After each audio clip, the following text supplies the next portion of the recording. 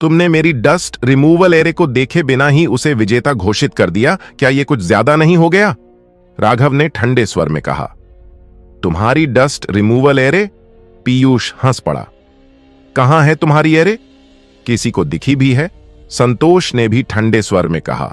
दामाद जी, यूं ही बहस मत करो।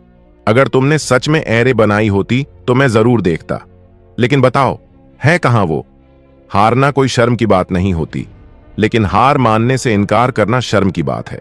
फिर तुम सिर्फ अपनी नहीं, हमारी होली सेंट की भी बेइज्जती कर रहे हो, समझे? संतोष ने शब्द दर शब्द उसे घूरते हुए कहा। आसपास खड़े बाकी स्पिरिट एरे पैलेस के शिष्य भी हंसने लगे। वो बदनाम निकम्मा दामाद सच में अपनी ख्याति के लायक है। बिल्कुल, न कुछ आता है न बनता है, बस दिखावा करता है।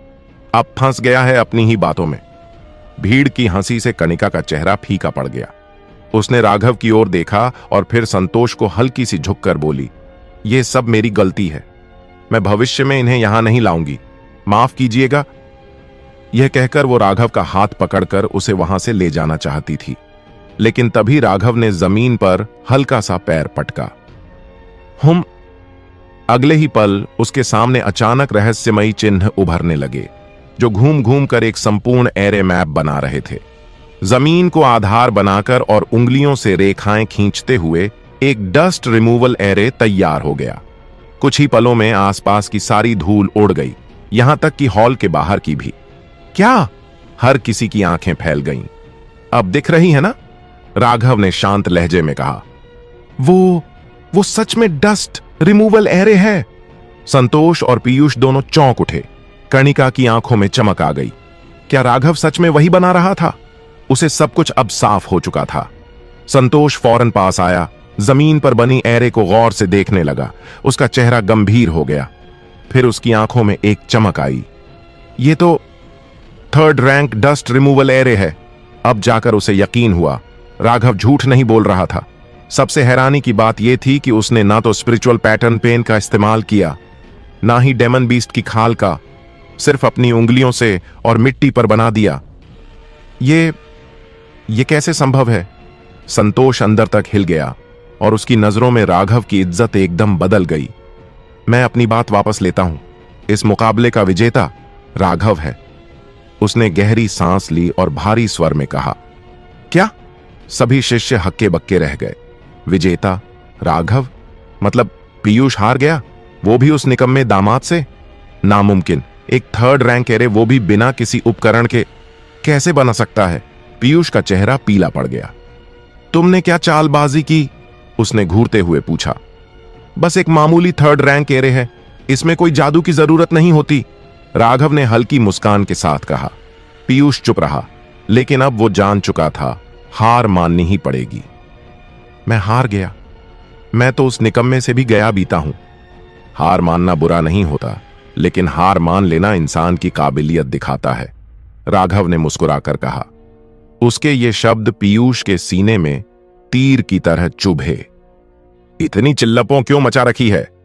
अचानक अंदर से एक बुजुर्ग की तेज गूंजती आवाज आई। मैंने कहा था एरे की मरम्मत पर ध्यान दो, ये मेला लगा रखा है क्या?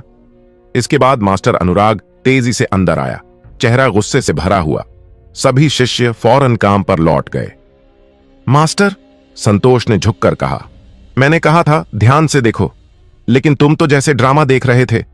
अनुराग ने उसे घूरा, फिर उसकी नजर राघव और कणिका पर पड़ी। तुम लोग अभी भी यहां क्या कर रहे हो? लेकिन जैसे ही उसकी नजर जमीन पर बने एरे पर गई, वो चौंक गया। ये dust removal array 3rd rank तक पहुंचा है। बहुत अच्छे, कमाल कर दिया। कुछ देर एरे को देखने के बाद उसने कहा, बहुत अच्छा किया, अब ज्यादा समय नहीं लगेगा, तुम मेरी स्पिरिट एरे पैलेस की विरासत संभाल सकते हो। इतना कहते ही सबके चेहरे अजीब हो गए, खासकर पीयूष का चेहरा तो जमीन में गड़ जाने लायक हो गया। मास्टर, वो... संतोष अटक गया। क्या हुआ? अनुराग ने झल्लाते हुए पूछा। ये एरे राघव ने बनाई है, हमारे दामाद ने। क्या? अनुराग स्तब्ध रह गया। उसने हैरानी से राघव की तरफ देखा, फिर पीयूष की ओर। कुछ पल चुप रहने के बाद वो गहरी सांस लेकर बोला, क्या तुमने ये सच में बनाया है? गारंटी के साथ असली है, राघव ने हल्के से मुस्कुराकर कहा। अनुराग सन्न रह गया। कुछ पल बाद उसने कहा, मैंने तुम्हें गलत समझा, इसके लिए माफी मांगता हूं। फिर उसने झोंका सा सिर झुकाया। यह उसका सम्मान था राघव के लिए। पीयूष का चेहरा और भी बेजान हो गया। पालिस मास्टर, मैं जाकर ग्रेट फॉर्मेशन की मरम्मत करता हूं, कहते ही वो वहां से निकल गया। अगर एक पल और रुकता तो शायद शर्म के मारे गायब ही हो जाता। अब तो आप सेक्ट प्रोटेक्शन एरे का नक्शा दिखा सकते हैं, है ना? राघव ने शांत लहजे में पूछा। अनुराग ने सिर हिलाया। तुमने साबित किया कि तुम एरे बना सकते हो, लेकिन वो नक्शा बहुत अहम है। अभी हमारी सिचुएशन नाजुक है और हम रिस्क नहीं ले सकते। तो आप समझते हैं कि मेरी रैंक काफी नहीं है? सही कहा। एक 3rd rank dust removal array से ज्यादा कुछ साबित नहीं होता। वो सबसे आसान एरे है। तो फिर मुझे अपनी सबसे जटिल एरे मैप दिखाइए, मैं आपको सुधार बताता हूं। पूरा हॉल एकदम चुप हो गया। राघव हमारे पैलेस मास्टर को समझाएगा? संतोष भी अजीब स्वर में बोला। दामाद जी, थोड़ा ज्यादा नहीं हो रहा? बात तर्क की होनी चाहिए, राघव ने सादा लहजे में कहा। अनुराग थोड़े गुस्से में बोले, तुम्हें यकीन है? हां, ठीक है। फिर उसने एक पुराना एरे मैप निकाला। यह है मेरी सबसे कठिन एरे, 8 त्रिकोणीय स्वांटियन एरे। यह एक हाई लेवल भूल भुलैया है जो हजारों योद्धाओं को फंसा सकती है। इसमें कुछ कमियां हैं, मैं नहीं कहूंगा कि तुम इसे सुधारो। बस अगर तुम गलतियां पकड़ लो तो मैं तुम्हें सेक्ट प्रोटेक्शन एरे दिखा दूंगा। राघव ने मैप लिया, एक नजर डाली और वापस थमा दिया। इतनी जल्दी हार मान ली? अनुराग ने ताना मारा। क्या मुझे स्पिरिचुअल पैटर्न पेन मिल सकता है? हूं? अनुराग चौंक गया। संतोष ने उसे पेन थमा दिया। धन्यवाद। राघव बाहर चल दिया। उसके पीछे कणिका और फिर संतोष व अनुराग भी गए। बाहर पहुंचते ही दोनों स्तब्ध रह गए। यह तो असंभव है। उन्होंने देखा कि राघव हवा में ही एरे बना रहा था, बेहद तेजी से, पूरी कुशलता से। थोड़ी ही देर में एक विशाल और जटिल एरे मैप बन चुका था, नीली चमक के साथ। और फिर राघव ने पेन वापस किया और बोला, देख लीजिए, क्या यह पूरा 8 त्रिकोणीय स्वानटियन एरे नहीं है? क्या आप देख रहे हैं? क्या यह पूरी की पूरी 8 त्रिगुणीय श्वांतियान 8 डायग्राम्स श्वांटियन एरे नहीं है? राघव ने अनुराग की ओर मुस्कुराते हुए पूछा। इस पल अनुराग पूरी तरह हक्का बक्का रह गया था। वो आसमान में तैरते इस विशाल और जटिल जादुई संरचना को ध्यान से देख रहा था, जैसे किसी गहरे सोच में डूब गया हो। साथ खड़े संतोष भी स्तब्ध थे। उन्हें भले ही यह पता न हो कि यह वाकई पूरी 8 डायग्राम्स श्वांटियन अरे है या नहीं, लेकिन एक बात वो साफ समझ चुके थे। इस संरचना में कई ऐसे स्पिरिचुअल पैटर्न्स थे जो उनके बस के बाहर थे, लेकिन राघव ने अकेले ही इतनी विशाल और जटिल संरचना को एक झटके में बना डाला। इतना देखकर संतोष को साफ हो गया कि उनका यह दामाद अब उनके स्तर से कहीं आगे निकल चुका है, बल्कि उसकी काबिलियत तो खुद ग्रैंड मास्टर अनुराग के बराबर लग रही थी। अनुराग ने खुद को संभालते हुए कहा, संतोष, तुम पहले जाकर रिपेयर का काम देखो। जी। संतोष सम्मानपूर्वक झुककर चला गया। जाते जाते वो राघव से बोला, दामाद जी, मैंने पहले जो कुछ भी कहा उसे बकवास समझिए, उस पर ध्यान मत दीजिए। राघव ने हल्की सी मुस्कान दी, जैसे उसे वाकई फर्क नहीं पड़ा। संतोष के जाने के बाद अनुराग ने राघव की ओर देखा और गंभीरता से झुककर बोला, आपकी प्रतिभा वाकई प्रशंसा योग्य है। यह देखकर बगल में खड़ी कणिका चौंक गई। दादा अनुराग, आप। कणिका, कुछ मत बोलो। अनुराग ने उसे रोका और गंभीर स्वर में राघव से कहा, मैं पहले असभ्य था, आपसे क्षमा चाहता हूं। राघव मुस्कुराया। अब क्या मैं सेक्ट प्रोटेक्शन अर्रे मैप देख सकता हूं? बिल्कुल। इस बार अनुराग ने तुरंत हामी भर दी। बहुत से लोग शायद न जानते हों, पर अनुराग खुद जानता था कि वो इस 8 डायग्राम्स श्वांतियन अरे को बरसों से ठीक करने की कोशिश कर रहा था, बिना किसी सफलता के। असल में उसने राघव को सिर्फ इसलिए दिया था ताकि वो हार मान ले, लेकिन राघव ने तो पहली ही नजर में पूरी संरचना खींच दी। कृपया मेरे साथ आइए, अनुराग ने रास्ता दिखाया। चलो, राघव ने कणिका की तरफ आंख मारी। रास्ते में कणिका ने धीरे से पूछा, तुम्हें इस 8 त्रिगुणीय संरचना के बारे में कैसे पता चला? अंदाजा लगाया था, राघव ने आम बात की तरह जवाब दिया। मुझे तो बिल्कुल यकीन नहीं। कणिका ने आंखें घुमाई। वो अब तक राघव की रहस्यमयी क्षमताओं की अभ्यस्त हो चुकी थी। अंदर पहुंचकर अनुराग ने एक पुरानी सी जगह की ओर इशारा कर कहा, यह है हमारी सेक्ट प्रोटेक्शन अर्रे का नक्शा। राघव ने गहराई से नक्शे को देखा। यह काफी पुराना था। उसमें पूरे इंपीरियल इमॉर्टल सेक्ट की भौगोलिक बनावट और उस पर फैली लाखों स्पिरिचुअल रेखाएं थीं जो एक शक्तिशाली सुरक्षा संरचना बना रही थीं। इनमें से कई पैटर्न्स तो अब लगभग मिट चुके हैं, राघव ने धीरे से सिर हिलाते हुए कहा। अनुराग ने गहरी सांस ली। यह अर्रे 30,000 साल पुराना है। मूल संरचना तो बहुत पहले टूट चुकी थी। 30,000 साल पहले? राघव ने भौहें उठाई। हां, अनुराग ने सिर हिलाया। हमारा सेक्ट 90,000 साल पहले हेवन सप्रेसिंग एंशिएंट सेक्ट से हारा था, लेकिन 30,000 साल पहले हमने फिर से उठान लिया। लेकिन दुश्मनों ने हमें घेर लिया और हमारी रक्षा संरचना भी टूट गई। तब हमारे कई महान अर्रे मास्टर्स भी मारे गए। बाद में हमने संरचना फिर से बनाई, पर समय के साथ ये कमजोर होती गई। मेरी क्षमता इतनी नहीं कि मैं इसे और मजबूत कर सकूं। मैं बस इसे बनाए रख सकता हूं। अनुराग ने हल्की सी मुस्कान के साथ कहा, जैसा आपने कहा था, मेरी काबिलियत वाकई काफी नहीं। दादा अनुराग, आपने अपना पूरा जीवन सेक्ट को समर्पित किया है। अगर आप ना होते तो हमारा सेक्ट कब का खत्म हो गया होता। कणिका ने भावुक होकर कहा। यह सुनकर अनुराग के चेहरे पर एक हल्की मुस्कान आ गई। कणिका, अब हमारा भविष्य तुम्हारे कंधों पर है। कणिका ने सहजता से राघव की ओर देखा और कहा, हम दोनों मिलकर इसे कभी गिरने नहीं देंगे। अनुराग ने राघव की ओर देखा।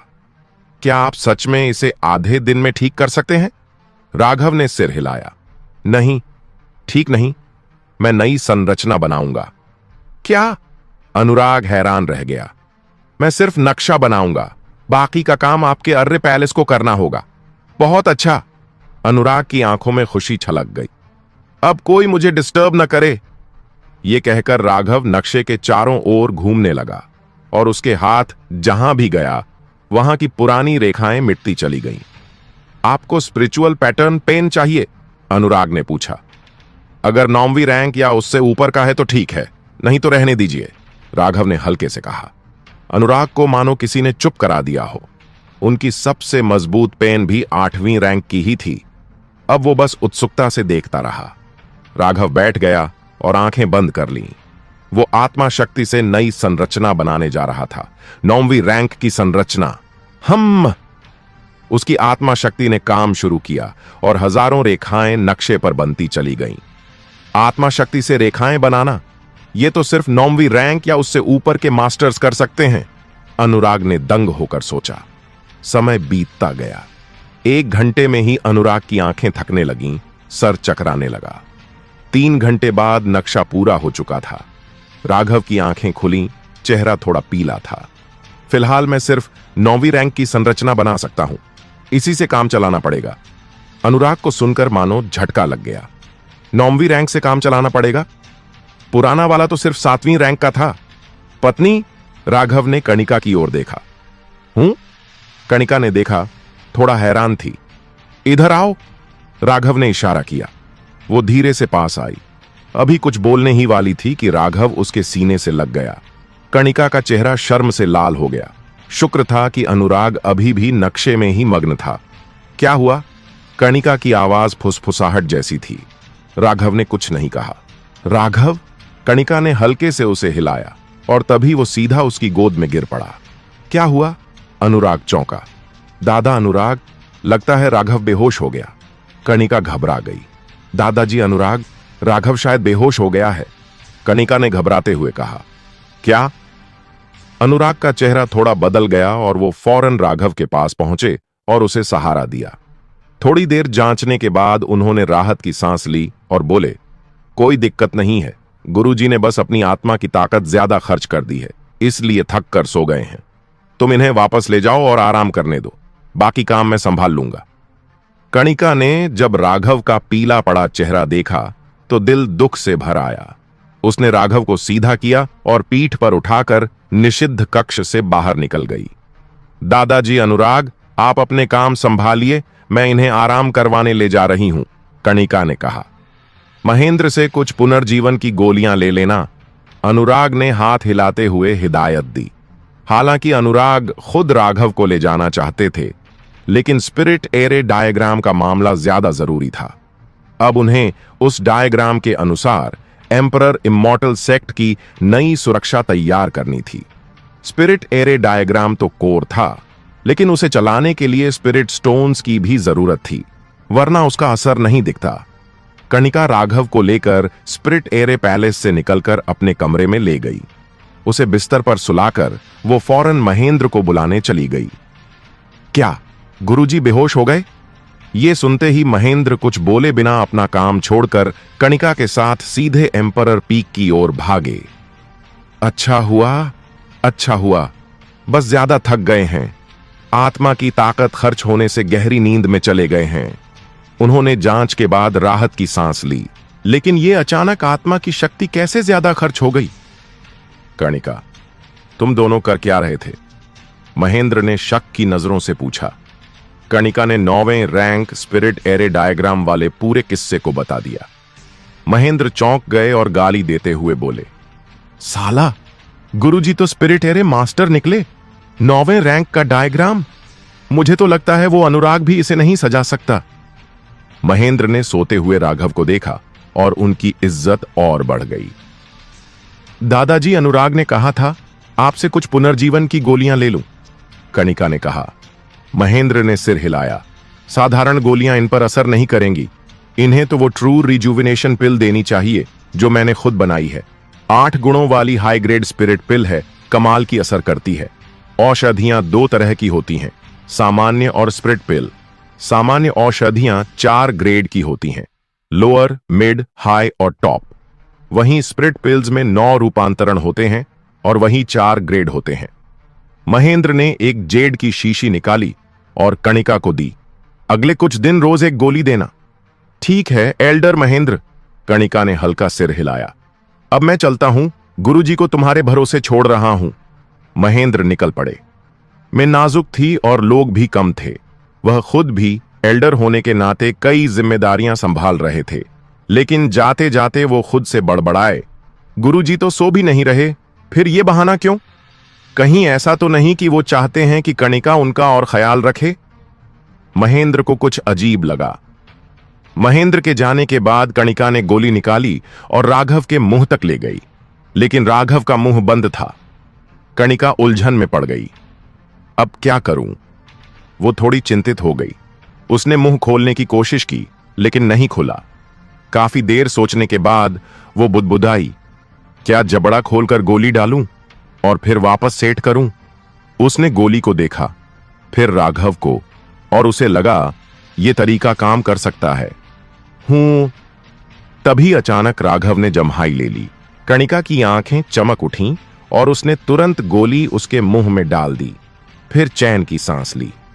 मैं तुम्हारे लिए कपड़े लेकर आती हूं, कणिका सोचते हुए बाहर चली गई। जैसे ही वो बाहर निकली, राघव ने आंखें खोलीं और हल्की मुस्कान के साथ सोचा, मेरी बीवी तो बहुत ही खतरनाक है। मेरे मुंह न खोलने पर तो जबड़ा ही तोड़ने वाली थी। असल में राघव सो नहीं रहा था, नाटक कर रहा था। अब थोड़ी और नींद मार लेता हूं, बाद में बीवी से कह दूंगा कपड़े भी बदलवा दे। सोचकर उसने फिर आंखें बंद कर लीं।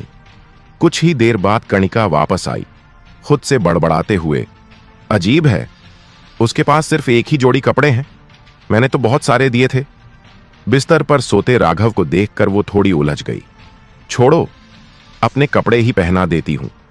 बिस्तर पर लेटे लेटे राघव का चेहरा एकदम काले बादल जैसा हो गया। हे भगवान, अब और सोने का रिस्क नहीं ले सकता, नहीं तो ये लड़की पता नहीं क्या कर दे।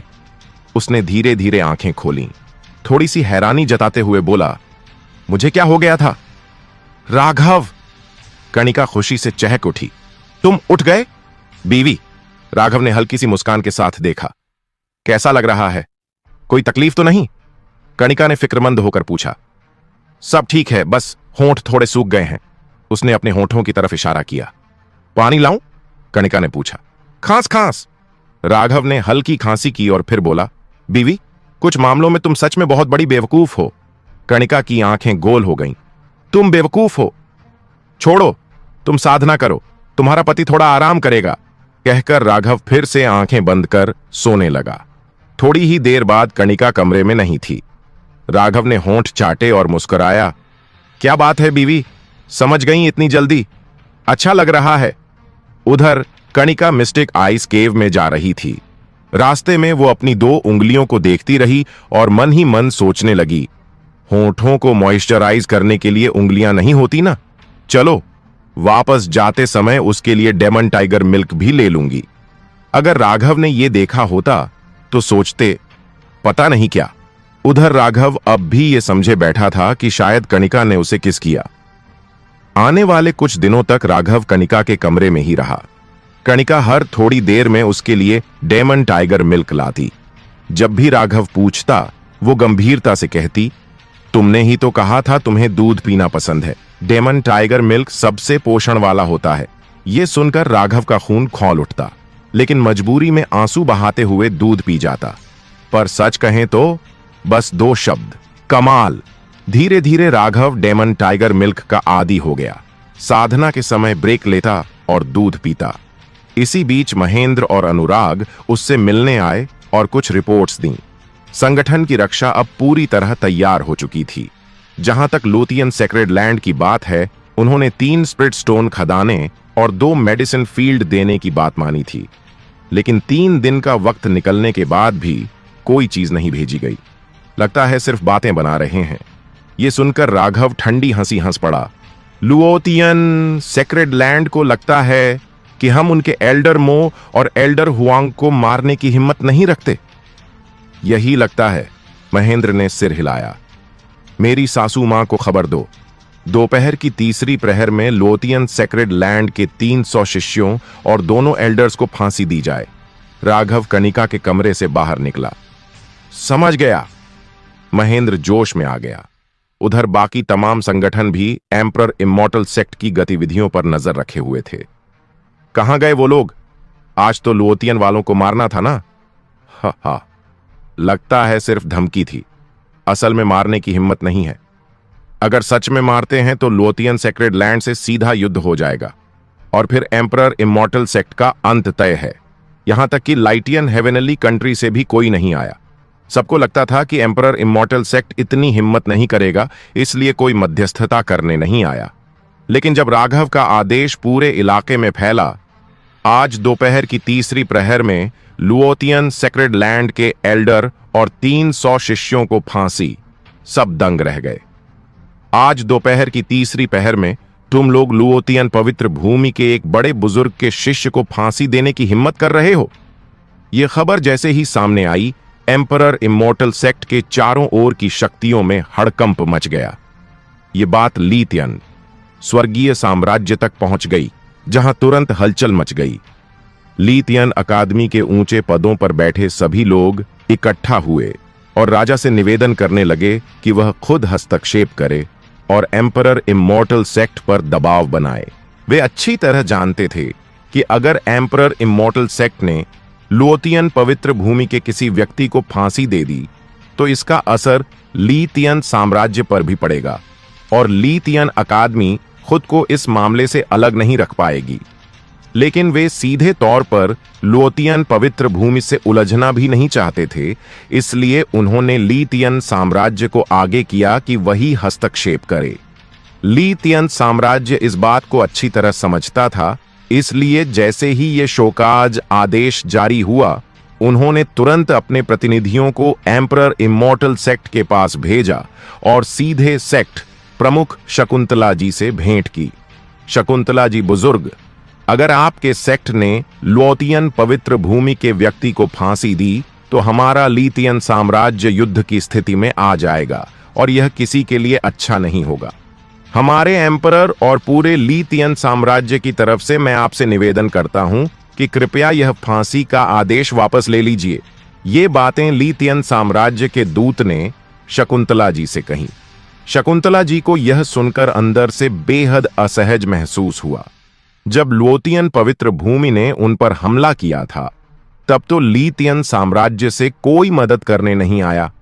अब जब एम्परर इमॉर्टल सेक्ट ने युद्ध जीत लिया है और न्याय के तहत दंड देना चाहा, तो बीच में अड़चन बनकर आ रहे हैं। कोई भी इस स्थिति में होता तो उसे बुरा ही लगता। शकुंतला जी ने शांत स्वर में जवाब दिया, जनरल सुजीत, ये निर्णय हमारे पूरे सेक्ट की सामूहिक सहमति से लिया गया है। मुझे माफ कीजिए, मैं यह आदेश वापस नहीं ले सकती। शकुंतला जी बुजुर्ग, आप लीतियन साम्राज्य को संकट में डाल रही हैं। जनरल सुजीत का चेहरा थोड़ा सख्त हो गया। हाँ, उसी पल बाहर से एक आवाज आई। राघव और कणिका एक साथ सभागृह में दाखिल हुए। राघव ने जनरल सुजीत की ओर देखा और ठंडे स्वर में बोला, लगता है आपको कुछ गलतफहमी हो गई है। यह फैसला मेरी एम्परर इमॉर्टल सेक्ट का है या आपके लीतियन साम्राज्य का? जब लोतियन पवित्र भूमि ने हम पर हमला किया था, तब तो आपकी ओर से कोई सैनिक नहीं दिखा। अब जब हमने उन्हें हरा दिया, तो आप कह रहे हैं कि हम दुश्मन को दंड न दें। यह क्या खुदगर्जी नहीं है? ये कौन है? जनरल सुजीत ने यह सुनकर राघव की तरफ देखा, फिर शकुंतला जी की ओर मुड़ा और भौहें सिकोड़ लीं। शकुंतला जी हल्के से मुस्कुराईं। ये है एम्परर इमॉर्टल सेक्ट का दामाद राघव। पूरी तरह से राघव की कही बातों से सहमत थीं। आखिरकार लीतियन साम्राज्य सिर्फ अपने फायदे के लिए आ गया था, ताकि बाद में उन्हें कोई मुश्किल न झेलनी पड़े। एम्परर इमॉर्टल सेक्ट का दामाद। जनरल सुजीत कुछ पल रुका, फिर उसकी भौहें और सिकुड़ गईं और चाय का प्याला रखकर बोला, अब तो मूर्ख भी इन मामलों में दखल देने लगे हैं। शकुंतला जी ने ठंडे स्वर में कहा, माफ कीजिए राघव, अब एम्परर इमॉर्टल सेक्ट का नया मुख्य शिष्य है और इस नाते उसे इस मामले में पूरा अधिकार है।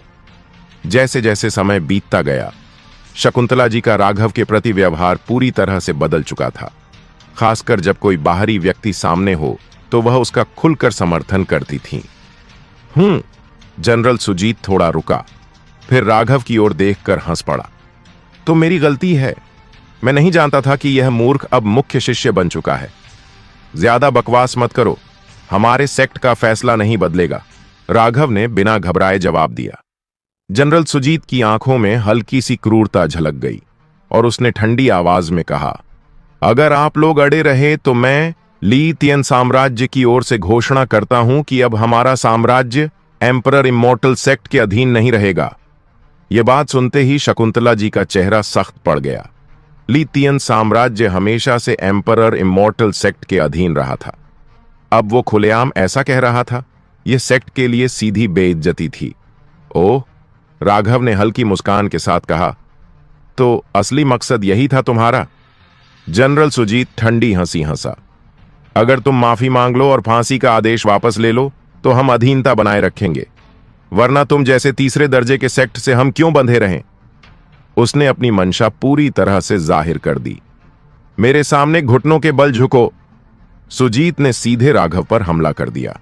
एक खौफनाक खिंचाव की ताकत ने राघव को जकड़ लिया और वो लगभग घुटनों पर गिर ही पड़ा था। बूम! लेकिन उसी पल उसके पास बैठी कणिका, जो अब तक शांत थी, उठी और उसने वार किया। सूरज और चांद एक साथ उग आए। मिस्टिक आइस और फियर्स सन, दो विपरीत शक्तियां एक होकर एक भीषण हथेली में बदलीं और सुजीत की ओर जा धमकीं। सुजीत का चेहरा हल्का सा बदला और उसने भी हथेली से जवाब दिया। धड़ाक! उनकी हथेलियां और टकराईं और एक जोरदार धमाका गूंज उठा। थड़ थड़ थड़! सुजीत को पीछे हटना पड़ा और उसका चेहरा कुछ पीला पड़ गया। वहीं कणिका अब भी शांत बैठी थी, जैसे कुछ हुआ ही ना हो।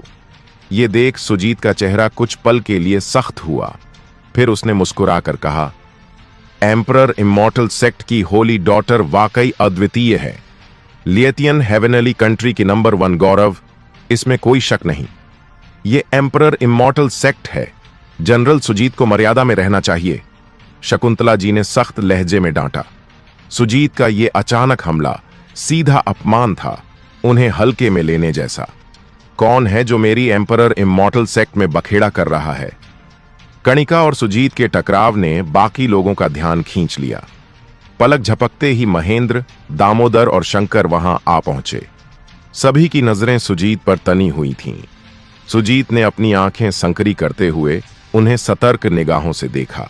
राघव धीरे धीरे उठ खड़ा हुआ और सुजीत की तरफ देखते हुए बोला, आज मैं तुझे सुजीत सेक्ट की ओर से सबक सिखाता हूं। कहीं तू और शर्मिंदा न करे उसे। न आसमान की ऊंचाई पहचानता है, न धरती की गहराई। तू सुजीत गुस्से से तमतमाया, लेकिन उसके कुछ कहने से पहले ही एक जबरदस्त ताकत ने उसे घेर लिया, सीधा उसकी आत्मा को जकड़ते हुए। उसकी आंखों के आगे अंधेरा छा गया और वो बेहोश हो गया। धड़ाम, सुजीत जमीन पर गिर पड़ा। सभा में सभी चौंक गए। ये अचानक क्या हुआ? उनकी निगाहें अनायास ही राघव की ओर मुड़ गईं। क्या ये उसी ने किया? राघव ने सुजीत को देखकर शांत स्वर में कहा, इस बेशर्म को बाहर फेंक दो। लिएथियन हेवेनली कंट्री के लोगों से कह दो, दोपहर की तीसरी प्रहर में जो तय हुआ है वो उसी तरह होगा। किसी को आपत्ति हो तो आकर रोक कर दिखाए। जैसे आदेश मिला, शंकर ने सुजीत को उठाया और सेक्ट के मुख्य द्वार तक उड़ते हुए गया, और जैसे किसी मरे हुए कुत्ते को फेंकते हैं वैसे उसे बाहर फेंक दिया। बाहर पहले से खड़े लिएथियन कंट्री के लोग ये देखकर हैरान रह गए। जनरल, उन्होंने सुजीत को पकड़ लिया। वो पूरी तरह बेहोश था। यह देख वे भड़क उठे। एम्परर इमॉर्टल सेक्ट का मतलब क्या है इससे? क्या यह लिएथियन कंट्री को युद्ध की चुनौती है? शंकर ने उन्हें ठंडी नजर से देखा और सहजता से बोला, मेरे दामाद का आदेश है। दोपहर की तीसरी प्रहर में लिएथियन सैक्रेड लैंड के उस बंदी का वध तय है। अगर किसी को आपत्ति है तो रोक कर दिखाए। इतना कहकर वो मुड़कर चला गया। लिएथियन कंट्री के लोग गुस्से में तिलमिला उठे, लेकिन सेक्ट के द्वार पर खड़े होकर कुछ कर भी नहीं सकते थे। उन्होंने सुजीत को उठाया और गुस्से में थरथराते हुए वहां से चले गए। सीधे जाकर एम्परर को सब बताने की ठान ली। सभा में वापस, राघव, तेरा ये कदम तो लिएथियन कंट्री के साथ सारे रिश्ते तोड़ देने जैसा है। वो जरूर बदला लेने आएंगे, शकुंतला जी ने चिंतित होकर कहा। राघव ने धीरे से सिर हिलाया। अगर उन्होंने सुजीत को भेजा है तो मतलब वो पहले से ही संबंध तोड़ने को तैयार थे। असल में बात यह है कि हम कमजोर हैं। हर कोई हमें पैरों तले रौंदना चाहता है। उसकी निगाहें स्थिर थीं। सभी एकदम शांत हो गए। बात कड़वी जरूर थी, पर सच भी यही था। इस दुनिया में ताकतवर ही राज करता है, कमजोर को तो हर कोई चाट कर चला जाता है। और आज की एम्परर इमॉर्टल सेक्ट बिल्कुल उसी स्थिति में थी, कमजोर। स्वर्ग दमन प्राचीन सेक्ट हो, लिएथियन सैक्रेड लैंड या लिएथियन हेवेनली कंट्री, सबने दबाने की ही कोशिश की। वैसे सुप्रीम एल्डर आनंद जी लौट आए हैं, दामोदर ने अचानक कहा। सच में? शकुंतला जी का चेहरा खुशी से खिल गया। एम्परर इमॉर्टल सेक्ट को वाकई लोगों की सख्त जरूरत थी। अगर कोई सुप्रीम एल्डर वापस आया है तो हालात कुछ सुधर सकते थे। वो एम्परर ग्रेट हॉल में हैं, चलो मिलते हैं, दामोदर बोला। बिल्कुल, सब साथ चलते हैं, शकुंतला जी बोली। फिर दामोदर ने थोड़ा रुककर कहा, पर ज्यादा खुश मत हो। आनंद जी की सोच भी वही है जैसी उस जनरल की थी। क्या? सब जो खुशी से भरे थे, जैसे उन पर ठंडा पानी पड़ गया। वो मानते हैं कि लिएथियन सैक्रेड लैंड से दुश्मनी लेना मूर्खता है। उनका कहना है कि वो तो बीच बचाव करने लौटे हैं। बीच बचाव? राघव हंस पड़ा।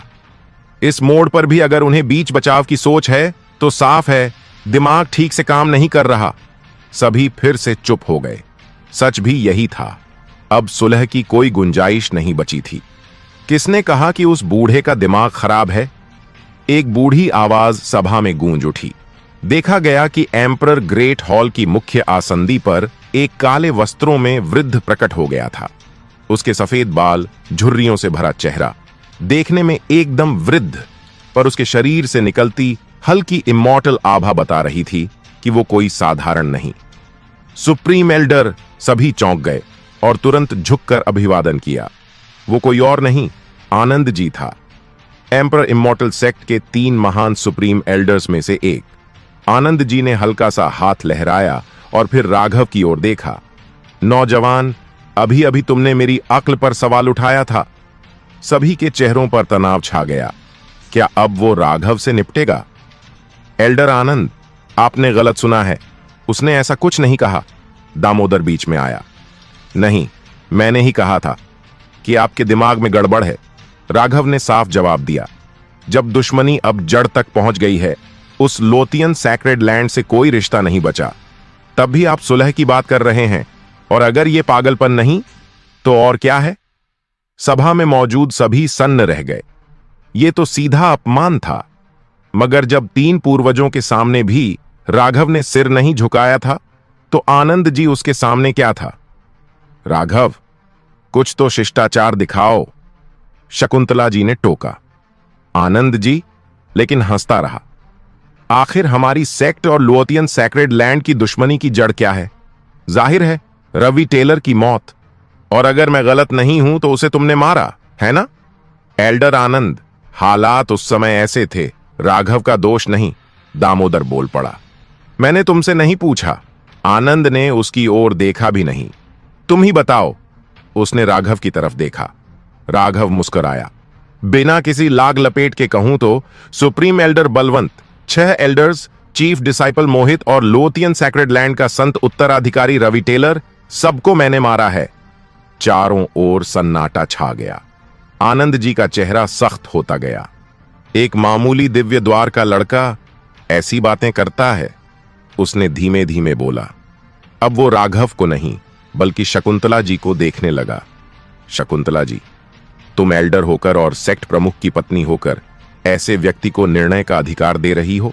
शकुंतला जी ने थोड़ा झुककर कहा, राघव अब हमारे सेक्ट का मुख्य शिष्य है और उसे यह अधिकार हासिल है। क्या? आनंद जी ने हैरानी से दोनों को देखा, फिर क्रोध में मेज पर हाथ मारा और कहा, एक दिव्य द्वार का लड़का हमारे सेक्ट का चीफ डिसाइपल? क्या मजाक बना रखा है तुम लोगों ने? पर वहां खड़े सभी को एक बात पता थी, सेक्ट की हाल की हर बड़ी समस्या राघव ने ही सुलझाई थी। असल में उसे सिर्फ चीफ डिसाइपल नहीं, एल्डर बनने का भी हक था। राघव ने मुस्कुराते हुए सिर हिलाया और कहा, बातों में तो बहुत तेज हो बूढ़े।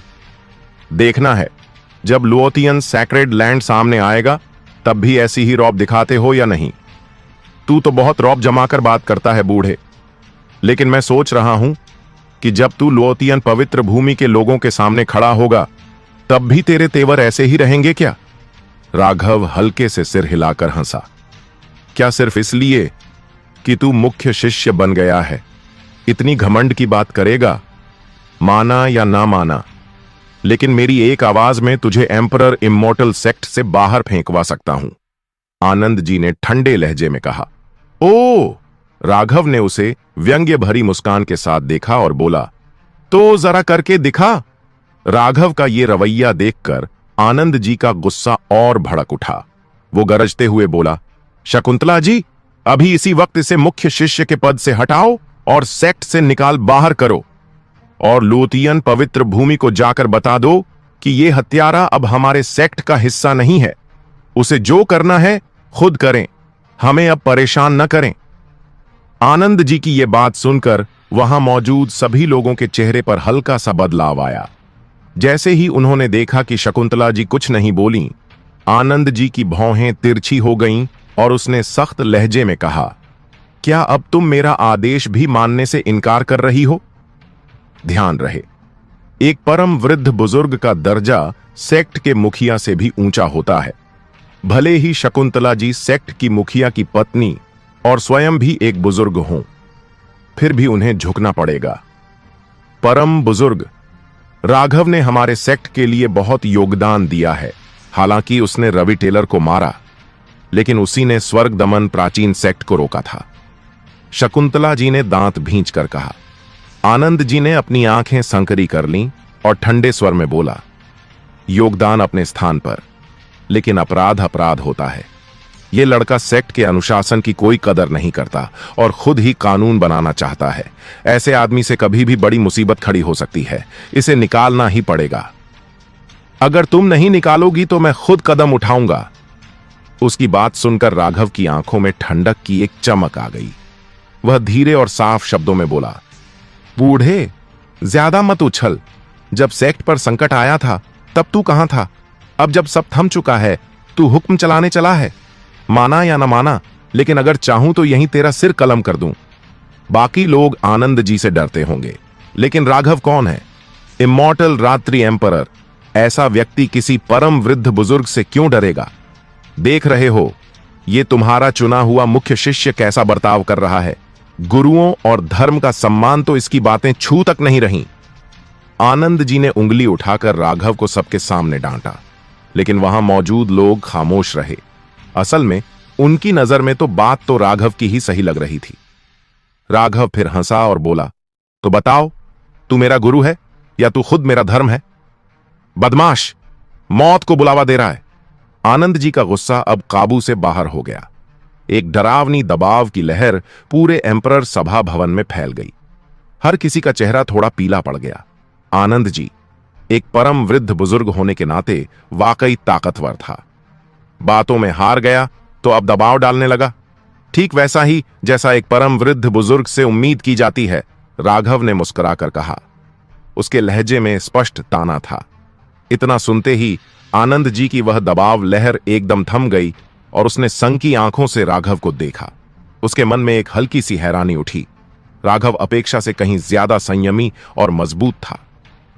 मानता हूं तुझ में हिम्मत है, आनंद जी ने धीमे स्वर में कहा, लेकिन ध्यान रहे, लुओतियन पवित्र भूमि के लोगों को कुछ नहीं होना चाहिए, समझे? उसका स्वर अचानक बदला, जिससे शकुंतला जी वगैरह थोड़ा चौंक गए। ये बुजुर्ग अब क्या चाल चल रहा था? मगर उसने भी जब यही कहा कि लुओतियन के लोगों को हाथ न लगाया जाए तो सबके दिल में कसक सी उठी। अब तो बात इतनी आगे बढ़ चुकी थी, ऐलान भी हो गया था और लुओतियन वालों ने साफ मना कर दिया था कि वे खनिज खान और औषधि खेत नहीं सौंपेंगे। अगर अब कुछ न किया गया तो एम्परर इमॉर्टल सेक्ट सबके सामने मजाक बन जाएगा। ऊपरी देश की नाराजगी एक बात थी, लेकिन खुद परम वृद्ध बुजुर्ग का इस तरह बीच में कूदना, ये और अजीब था। सिर्फ इसलिए कि तू मना कर रहा है, इसका मतलब ये तो नहीं कि तेरी बात पत्थर की लकीर हो गई। उन लोगों को तूने पकड़ा भी नहीं है, राघव ने नर्म लेकिन ताना मारते हुए कहा। आनंद जी ने भौहें तिरछी की और सख्त लहजे में कहा, लड़के, तेरी हिम्मत की मैं तारीफ करता हूं, इसलिए तुझे नुकसान नहीं पहुंचा रहा, लेकिन अगर तू ऐसे ही लड़ता रहा तो मैं भी अपनी हद भूल जाऊंगा। मैं पहले ही कह चुका हूं, तीसरे प्रहर पर वार करना है, राघव ने ठोस शब्दों में दोहराया। क्या तू वाकई मुझे मजबूर कर रहा है कि मैं तुझे सेक्ट से बाहर कर दूं? आनंद जी ने फिर कहा। तेरी इतनी औकात नहीं, राघव ने सीधा जवाब दिया। ओह! आनंद जी धीरे धीरे खड़ा हुआ। एक भयंकर ताकत का विस्फोट हुआ, जिससे सबका रोंगटे खड़े हो गए। वो बूढ़ा जैसे कोई सोया हुआ राक्षस हो जो अब जाग चुका था, सिर्फ सांस से ही पर्वत गिरा दे, ऐसी अनुभूति।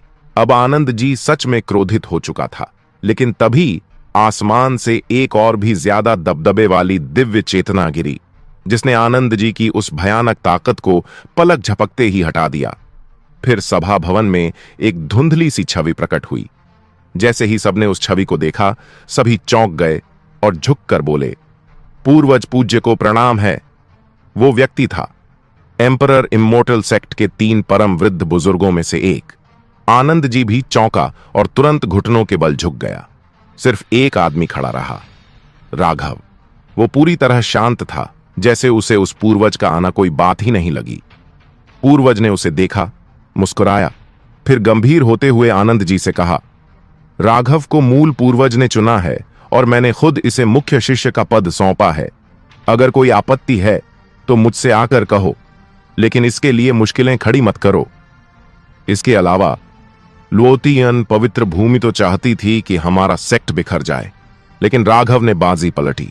इसलिए इस बार वही होगा जो राघव ने कहा, तीसरे प्रहर पर सीधे सिर काटकर हत्या, समझे? ये सुनते ही शकुंतला जी और बाकी लोगों के चेहरों पर खुशी फैल गई। आनंद जी का चेहरा उतर गया। वह जल्दी से बोला, पूर्वज पूज्य, ऐसा नहीं होना चाहिए। मैंने कहा, तीसरे प्रहर पर सीधे सिर काट देना है। पूर्वज ने उसे बीच में ही रोक दिया।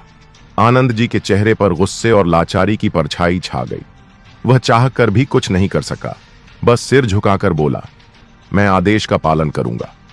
मगर उसके मन में राघव के लिए नफरत और बढ़ गई थी। क्या चुना गया है मूल पूर्वज द्वारा? सब बकवास है। अगर वो पूर्वज जिंदा होते तो सेक्ट की ये हालत ही नहीं होती। ये सब वो अपने मन में बड़बड़ाता रहा, लेकिन बोलने की हिम्मत नहीं थी। पूर्वज की छवि गायब हुई, दिव्य चेतना भी हट गई और सभी ने जैसे राहत की सांस ली। अब बोल बुजुर्ग, अब भी कोई आपत्ति है? राघव ने हंसते हुए कहा। आनंद जी का चेहरा तमतमाया हुआ था। उसने ठंडे स्वर में कहा, ये मत सोच कि सिर्फ एक पूर्वज तेरे पीछे खड़ा है तो तू आसमान तक हाथ बढ़ा सकता है। अब देखता हूं जब तू लोतियन वालों का सिर काटेगा तब क्या नतीजा भोगेगा। इतना कहकर वो गुस्से में अपनी आस्तीन झटकते हुए निकल गया। लेकिन सभी समझ रहे थे, आनंद जी के मन में अब गुस्से के साथ साथ हत्या की भावना भी पल रही है। मगर वो जानता था, उस समय अगर पूर्वज नहीं आते तो शायद अब तक उसकी लाश ही पड़ी होती। यकीन करो या ना करो, अगर वो बूढ़ा उस वक्त नहीं आता तो मैंने उसी वक्त तुझे खत्म कर दिया होता। राघव बड़बड़ाया। ये सुनकर वहां मौजूद लोगों की रूह तक कांप उठी। उन्हें याद था, राघव के पास वो रहस्यमयी लिएत्यान पूर्वज मंदिर की शक्ति है जिससे उसने लुओतियन के महान रक्षक राजवंश को मिनटों में खत्म कर दिया था। यहां तक कि एक और परम वृद्ध बुजुर्ग बलवंत को तो उसने चांटा मारकर मार डाला था। आनंद जी की ताकत बलवंत से ज्यादा नहीं थी। अगर कुछ हो जाता तो नुकसान किसका होता, ये साफ था। पर आनंद जी को अब भी यही लग रहा था कि राघव को पूर्वज का समर्थन मिला है। हकीकत तो ये थी, अगर पूर्वज नहीं आते तो शायद अब तक उसका सिर धड़ से अलग होता। राघव चाहे जो हो, लेकिन आनंद जी फिर भी हमारे सेक्ट का परम वृद्ध बुजुर्ग है। मतभेद अपनी जगह हैं, लेकिन वो अपना ही है। तू उस पर हाथ ना उठाना, शकुंतला जी ने कहा। राघव ने धीरे से सिर हिलाया। फिक्र मत करो, अगर वो वाकई हमारा है तो मैं उस पर कभी हाथ नहीं उठाऊंगा। लेकिन अगर उसमें जरा भी गद्दारी का कीड़ा निकला तो फिर मैं भी नहीं देखूंगा कि वो कौन है। सब तैयार हो जाओ, इस बार बहुत से सेक्ट आएंगे तमाशा देखने। हमें ऐसा मौका नहीं देना चाहिए कि एम्परर इमोर्टल सेक्ट को कोई हल्का समझे, राघव ने हाथ हिलाते हुए कहा। इतना कहकर वो अकेले वहां से चला गया। अनुराग कणिका भी उसके पीछे चली गई। उधर सभा भवन में मौजूद लोग एक दूसरे की तरफ देखने लगे। अब उन्हें ये सवाल परेशान कर रहा था, क्या वाकई आनंद जी सेक्ट से गद्दारी कर सकता है? हवाएं उठी और बादल गरजे। बात हो रही है लिएतियान स्वर्गीय देश की। जब सुजीत शिची के आदमियों ने उसे वापस लिएतियान स्वर्गीय देश लाकर पूरी घटना की जानकारी दी तो वहां हड़कंप मच गया। क्या ये एम्परर इमोर्टल सेक्ट वाले सच में अपनी औकात भूल गए हैं? ऊपरी देश के कुछ राजकुमारों को इतना गुस्सा आया कि वे तुरंत सेना लेकर एम्परर इमोर्टल सेक्ट पर चढ़ाई करना चाहते थे। ये एम्परर इमोर्टल सेक्ट खुद मुसीबत मोल ले रहा है और अब हमें भी अपनी इस बर्बादी में घसीटना चाहता है। ये बर्दाश्त नहीं किया जा सकता। लिएतियान अकादमी के कुछ वरिष्ठों ने सलाह दी, क्यों न हम पहले ही लुओतियन पवित्र भूमि को एक इशारा भेज दें। जो भी हो, हमें ये नहीं होने देना कि एम्परर इमोर्टल सेक्ट हमारी लिएतियान स्वर्गीय देश को भी बर्बादी में ले डूबे। काफी बहस के बाद लिएतियान स्वर्गीय देश के महाराज ने लुओतियन पवित्र भूमि के लिए दूत भेजे और यह सार्वजनिक रूप से घोषित कर दिया कि अब से लिएतियान स्वर्गीय देश स्वतंत्र रूप से अस्तित्व में रहेगा और एम्परर इमोर्टल सेक्ट की अधीनता स्वीकार नहीं करेगा। यह खबर जब फैली तो आसपास की ताकतों को कोई खास हैरानी नहीं हुई। ये तो पहले से तय लग रहा था। एम्परर इमोर्टल सेक्ट की ताकत पहले ही लिएतियान स्वर्गीय देश से कम थी, फिर भी वे अब तक सिर्फ पुराने रिश्ते के कारण एक साथ बने हुए थे। लेकिन जैसे जैसे एम्परर इमोर्टल सेक्ट का पतन होता गया, दोनों के बीच का साथ बस दिखावे का रह गया था। असल में लिएतियान स्वर्गीय देश अब उन्हें तुच्छ समझता था। जबकि दूसरी ताकतें एक एक ऊपरी देश पर राज करती थीं, एम्परर इमोर्टल सेक्ट का स्तर उससे भी नीचे था। तो इज्जत की बात ही कहां आती। इसलिए जब लिएतियान स्वर्गीय देश का ये ऐलान सामने आया तब भी ज्यादा हलचल नहीं हुई। लेकिन जब यह खबर एम्परर इमोर्टल सेक्ट तक पहुंची तो भीतर काफी गुस्सा फूट पड़ा। लोगों ने लिएतियान स्वर्गीय देश को एहसान फरामोश और धोखेबाज कहा, मगर ज्यादातर के मन में एक चुप्पी और गहरी लाचारी थी। जब अपने ही अधीन देश तुम्हें नकार दे तो इससे बड़ी बेइज्जती और क्या हो सकती है। शकुंतला जी और बाकी बुजुर्ग गुस्से से कांप उठे, मगर कर भी क्या सकते थे।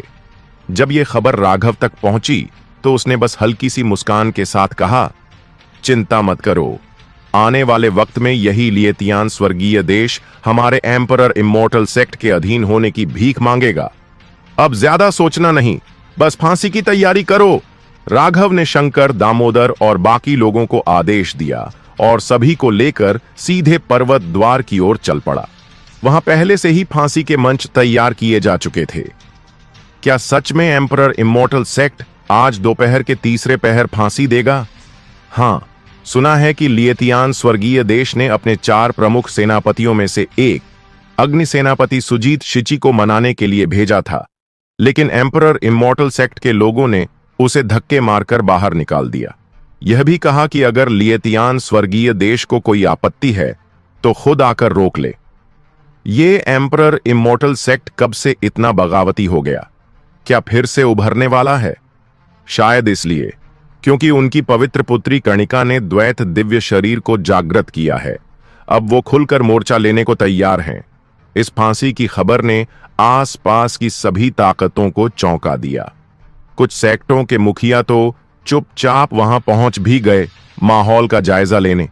पर्वत द्वार के सामने कतार में कई नए नए फांसी के मंच खड़े थे और उन मंचों पर लोतियन पवित्र भूमि के 300 असली शिष्य घुटनों के बल बैठे थे, जिनमें सबसे आगे थे 2 बुजुर्ग, हुआंग और मो।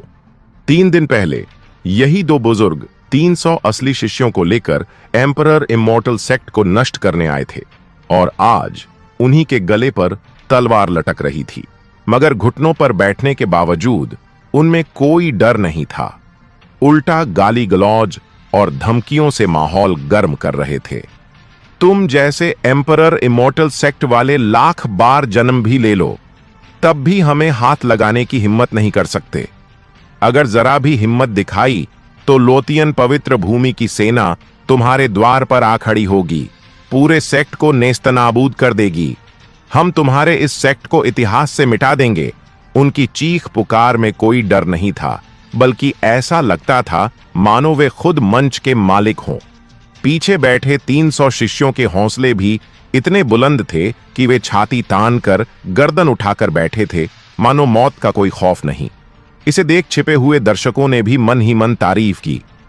वाकई लुओतियन पवित्र भूमि के लोग कमजोर नहीं होते। मौत के मुंह में भी अगर कोई अपनी हिम्मत न खोए तो वो सम्मान के काबिल होता है। अब देखना यह है कि क्या एम्परर इमोर्टल सेक्ट वाकई इनकी गर्दन उड़ाता है या नहीं। बहुत खूब, बहुत खूब, आनंद जी मुस्कुराते हुए बोला। फिर उसने गंभीर आवाज में राघव की ओर देखा। सुना तुमने? जल्दी से लोतियन पवित्र भूमि के लोगों को छोड़ दो। इतना कहकर उसने सीधा सिर झुका दिया। ये देख वहां मौजूद हर कोई चौंक गया। एक एम्परर इमोर्टल सेक्ट का परम बुजुर्ग ऐसा कर रहा था? आखिर चल क्या रहा था? शकुंतला जी और बाकी बुजुर्गों के चेहरे बेहद सख्त हो गए। सबकी निगाहें आनंद जी पर जम गईं।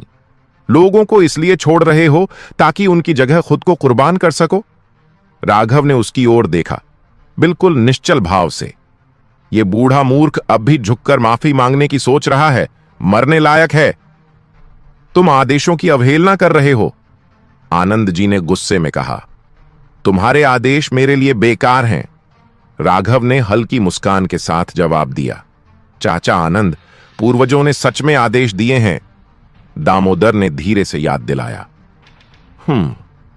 पूर्वजों की बात सुनते ही आनंद जी ने ठंडी सांस भरी और चुप हो गया, लेकिन मन ही मन उसकी योजना बन रही थी। लगता है आज की फांसी नहीं रोकी जा सकती। अब मुझे कोई और रास्ता निकालना होगा, वरना एम्परर इमोर्टल सेक्ट में रहना मतलब मौत को बुलावा देना है। उसका असली इरादा था फांसी रोकना और राघव को लोतियन पवित्र भूमि को सौंपकर मामला शांत करना। पर किसे पता था कि पूर्वज खुद राघव का पक्ष लेंगे। अब उसके लिए पुरानी योजना काम नहीं कर रही थी, लेकिन वो लोतियन पवित्र भूमि से दुश्मनी भी नहीं चाहता था, क्योंकि अगर वो गुस्साए तो एम्परर इमोर्टल सेक्ट का नामो निशान मिटा देंगे। जब आनंद जी पीछे हट गया तो दामोदर ने राहत की सांस ली और राघव की ओर देखा। राघव ने आकाश की ओर नजर उठाई, फिर मंच पर खड़े लुओतियन पवित्र भूमि के लोगों को देखा जो अकड़ कर खड़े थे। उसके होंठों पर एक हल्की मुस्कान उभरी, आंखों में एक ठंडी तीखी चमक आ गई। उसने ऊंची आवाज में मुट्ठी उठाई और गरजा, समय आ गया है, फांसी दो। तुम हिम्मत कैसे कर सकते हो? लुओतियन पवित्र भूमि के लोग हैरान रह गए और तुरंत हमला कर बैठे। धड़ाम! उसी पल एम्परर इमोर्टल सेक्ट पर एक पतली कांच जैसी रक्षा परत चढ़ गई और लुओतियन पवित्र भूमि का हमला तुरंत रोक लिया गया। छप छप छप! उसी समय फांसी मंच पर खड़े जल्लादों ने एक झटके में तलवारें चला दी। 302 सिर जमीन पर आ गिरे। चारों तरफ खून की धारें फूट पड़ी।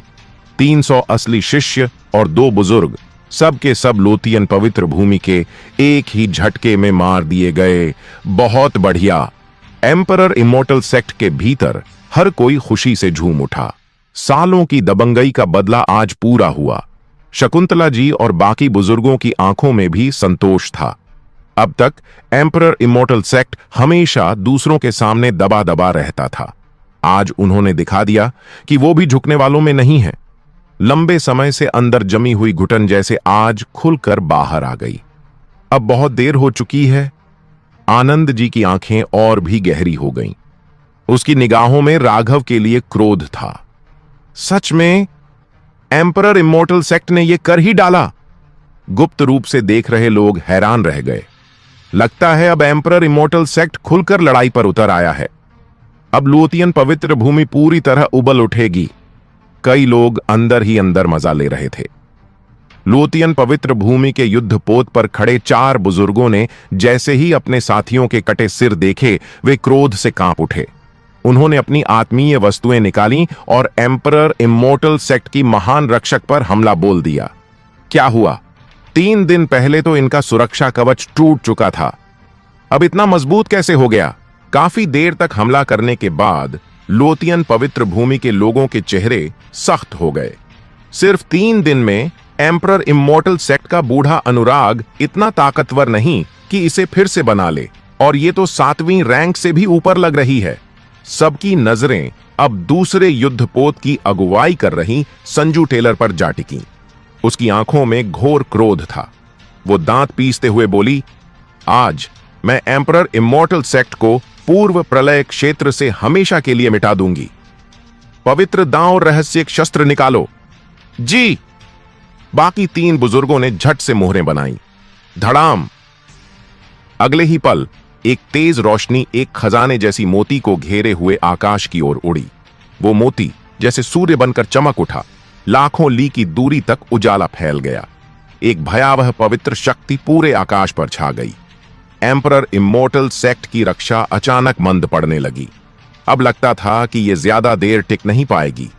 ये तो पवित्र दांव रहस्य शस्त्र है। इस नजारे को देखकर तमाम लोग दंग रह गए। ये कैसे मुमकिन है? एम्परर इमोर्टल सेक्ट के भीतर सभी के चेहरे पीले पड़ गए। हमारा सेक्ट तो अब गया काम से। आनंद जी की आंखें कांप उठीं। वो खड़ा हो गया और ऊपर आसमान में टंगे उस मोती को घूरने लगा। राघव, अब क्या करें? दामोदर, शकुंतला जी और बाकी सब गंभीर हो उठे। इस वक्त शायद सिर्फ एक ही व्यक्ति शांत था, और वो था राघव। घबराओ मत, उसने हल्की मुस्कान के साथ कहा। घबराओ मत? आनंद जी पूरी तरह भड़क गया। मुझे तो लगता है तुम जानबूझकर सेक्ट को खत्म करना चाहते हो। मैं तो शुरू से कहता था फांसी मत दो, मत दो, पर तुम लोगों ने इसे सुना ही नहीं। अब देखो नतीजा। चलो अब तुम ही निपटो इससे। यह कहकर आनंद जी सीधा आसमान की ओर उड़ गया और लुओतियन पवित्र भूमि वालों से चिल्लाकर बोला, मित्रों, इस मामले से मेरा कोई लेना देना नहीं है। यह सेक्ट और आप लोगों की लड़ाई है, मुझ पर मत उतरना। मैं तो हमेशा दोनों पक्षों को जोड़ने की कोशिश करता रहा, लेकिन कोई मेरी बात ही नहीं सुनता था। अब मैं एम्परर इमोर्टल सेक्ट से नाता तोड़ता हूं। अगर आप लोग मुझे स्वीकार करें तो मैं लुओतियन पवित्र भूमि में शामिल होना चाहता हूं। क्या? यह सुनकर एम्परर इमोर्टल सेक्ट के लोगों के चेहरे एकदम सख्त हो गए। लड़ाई के वक्त धोखा? क्या यही है एक परम बुजुर्ग? शकुंतला जी और बाकी लोग स्तब्ध रह गए। हे, रीढ़ तो उल्टी उग आई है इस बूढ़े में, राघव ने हंसते हुए कहा। उसे पहले से ही अंदाजा था कि आनंद जी ऐसा कुछ करेगा। बेहद नीच इंसान है। कनिका का चेहरा बर्फ सा ठंडा हो गया, आंखों में गहरी हत्या की भावना। एक ऐसा बुजुर्ग जो सेक्ट के सबसे ऊंचे पद पर बैठा हो, वो इस समय पीठ दिखा दे, ये तो सरासर नीचता है। आनंद जी ने जैसे ही राघव पर हमला किया, तुरंत ही एक झटके में किसी अदृश्य ताकत ने उसे चकनाचूर कर दिया। पलक झपकते ही वो मारा गया। कोई कुछ समझ पाता उससे पहले ही सब खत्म हो चुका था। ऊंचे मंच पर राघव दोनों हाथ पीछे बांधे खड़ा था। दुबली सी काया होते हुए भी उस पल वो किसी एम्परर की तरह प्रचंड और प्रभावशाली लग रहा था। हालांकि दामोदर और बाकी सभी एल्डर का तो पसीना छूट गया। भगवान का शुक्र था कि राघव सुरक्षित था। अगर आनंद जी का हमला सफल हो जाता तो सच में सब खत्म हो जाता। दामोदर मन ही मन सोचने लगा, साफ है राघव ही है जिसे हमारे पूर्वज ने हमारे सेक्ट को फिर से उठाने के लिए चुना है। आनंद जी ने उसकी जान लेने की कोशिश की और पूर्वज ने उसे बर्दाश्त नहीं किया। उधर लोतियान पवित्र भूमि की तरफ से सेक्रेड डाओ मिस्टिक वेपन से जबरदस्त दबाव डाला जा रहा था। कुछ ही समय में एम्परर इमोर्टल सेक्ट की रक्षा बाधा ग्रेट फॉर्मेशन कमजोर पड़ने लगी थी। वो किसी तरह इस पवित्र अस्त्र की दबाव को झेल रही थी, लेकिन ज्यादा देर नहीं टिक सकती थी। जैसे ही उनकी स्पिरिट स्टोन्स खत्म होती, रक्षा बाधा अपने आप बिखर जाती। 9वीं श्रेणी की इतनी उन्नत फॉर्मेशन को कायम रखने के लिए भारी मात्रा में स्पिरिट स्टोन्स चाहिए होती हैं, और एम्परर इमॉर्टल सेक्ट पहले से ही आर्थिक तंगी में था। अब ये बोझ और ज्यादा भारी हो गया था। अगर ये फॉर्मेशन टूट गई तो उनका सेक्ट फिर से विनाश के कगार पर होगा। शकुंतला जी और अन्य एल्डर बहुत तनाव में थे, लेकिन घबराए नहीं, क्योंकि उन्हें पता था कि उनके पास अब भी एम्परर की नींव, एम्परर फाउंडेशन है। यही उनकी आखिरी उम्मीद थी। 3 दिन पहले जब हुआंग और मो ने हमला किया था, उस वक्त भी रक्षा बाधा टूटी थी, लेकिन जैसे ही वो अंदर घुसे, एम्परर की नींव ने उन्हें पूरी तरह दबा दिया। उनकी पूरी कल्टीवेशन सील हो गई थी। उसी कारण एम्परर इमॉर्टल सेक्ट बच पाया। अब फिर से सबकी निगाहें उस नींव पर टिकी थीं। क्या एक और चमत्कार होगा? इसी बीच लुओतियान पवित्र भूमि के एक एल्डर ने कहा, वो आनंद जी जैसे थप्पड़ में उड़ गया। क्या ये उनके पूर्वज की ही ताकत थी? संजू टेलर ठंडी आवाज में बोली, छोड़ो उसे, हमें तो बस उसका इस्तेमाल करके राघव को पकड़वाना था। अब वो मर चुका है तो हमें खुद ही सब खत्म करना होगा। फॉर्मेशन को पूरी तरह खत्म कर दो, एक भी न बचे। चारों बड़े एल्डर एक साथ अपनी ताकत झोंक देते हैं और सेक्रेड डाओ मिस्टिक वेपन को पूरी शक्ति से चलाते हैं।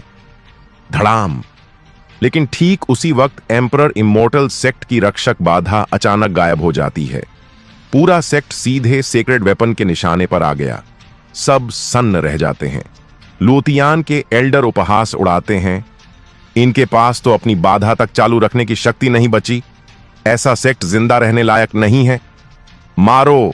चारों युद्ध पोतों से गूंजता हुआ मारो मारो मारो का नारा उठता है। चारों प्राचीन युद्ध पोतों पर 10,000 से अधिक शक्तिशाली कल्टीवेटर्स थे, जिनमें संरक्षक, हॉल मास्टर और सच्चे शिष्य शामिल थे। 3 दिन पहले मिली हार के बाद अब वो कोई रिस्क नहीं लेना चाहते थे। धड़ धड़ धड़ उनकी पूरी सेना एम्परर इमॉर्टल सेक्ट पर टूट पड़ती है। एम्परर इमॉर्टल सेक्ट के एल्डर घबरा जाते हैं, उनका हौसला टूट जाता है। उधर मंच पर अकेला खड़ा राघव बस हल्का मुस्कुराया, फिर जोर से जमीन पर पैर पटका। धम! एक भयानक कंपन, जिसे सुनकर सबके दिल बैठ गए। फिर जैसे ही वो कंपन गूंजा, एक अदृश्य विशाल पांव आसमान से उतरा और पूरे लुओतियान की सेना पर टूट पड़ा। छपाक छपाक! एक पल में 10,000 सैनिक मारे गए। पूरा मैदान खून से नहा गया। चारों एल्डर सन्न, उनके चेहरे सफेद पड़ गए। ये हुआ क्या अभी? कोई जवाब नहीं दे पाया।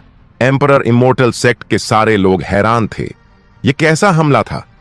कई दूसरे सेक्टों के गुरु जो छिपकर देख रहे थे, हैरानी में सांसें रोक चुके थे। क्या एम्परर इमोर्टल सेक्ट के पूर्वज ने दोबारा हस्तक्षेप किया? पर वो कैसे सेक्रेड डाओ मिस्टिक वेपन के होते हुए इतने लोगों को यूं ही मिटा सकता है? क्या उनके पास उससे भी ज्यादा ताकतवर कोई हथियार है? तब राघव ने युद्धपोतों की ओर देखा और हल्के से हंसा। अभी तो कह रहे थे ना कि एक को भी नहीं छोड़ेंगे, तो आइए फिर से कोशिश करिए। चारों एल्डर अब पूरी तरह डरे हुए थे, लेकिन फिर भी बोले, ओ घमंडी लड़के, इतना मत उड़। हमारे पास सेक्रेड डाओ मिस्टिक वेपन है। हमारे साथियों को मारकर तू समझता है तू जीत गया? हमारा अस्त्र तुम्हारे पूरे सेक्ट को मिटा सकता है। और फिर उन्होंने सेक्रेड डाओ मिस्टिक वेपन को पूरी शक्ति से चलाया। वो आकाश में चमक उठा। उसकी रोशनी से आसमान कांप उठा। जहां भी उसकी रोशनी जाती सब राख हो जाता। सबने हार मान ली। शकुंतला जी और बाकी एल्डर भी डर से थरथरा गए। क्या एम्परर की नींव इस हथियार को रोक पाएगी? राघव बस शांत खड़ा था। बोला, एक मामूली सेक्रेड डाओ मिस्टिक वेपन से तुम सोचते हो कि एम्परर इमोर्टल सेक्ट खत्म हो जाएगा? कम से कम एम्परर का हथियार लाओ, तब बात करना। अगले ही पल कोई हलचल नहीं हुई, लेकिन वो भयंकर प्रकाश एम्परर इमोर्टल सेक्ट की सीमा में आते ही रुक गया, जैसे कोई अदृश्य ढाल हो। नहीं, ये नहीं हो सकता। संजू टेलर चीख पड़ी। रोक लिया, वाकई रोक लिया। दामोदर और अन्य एल्डर खुश हो गए। जब तक मैं राघव जिंदा हूं तब तक कुछ भी असंभव नहीं, कहकर उसने हल्के से हवा में एक उंगली चलाई। धड़ाम, एक विशाल काले रंग का हाथ लितियान पूर्वज मंदिर से निकल आया। उसने सेक्रेड डाओ मिस्टिक वेपन को झपट कर पकड़ लिया और बिना किसी रोक के उसे खींचते हुए मंदिर में वापस चला गया। चारों एल्डर का खून उलट गया। उन्होंने खून थूक दिया। सेक्रेड डाओ मिस्टिक वेपन छीन लिया गया। लेकिन कहानी अभी खत्म नहीं हुई थी। राघव ने हाथ आगे बढ़ाया और हवा में एक संकेत किया।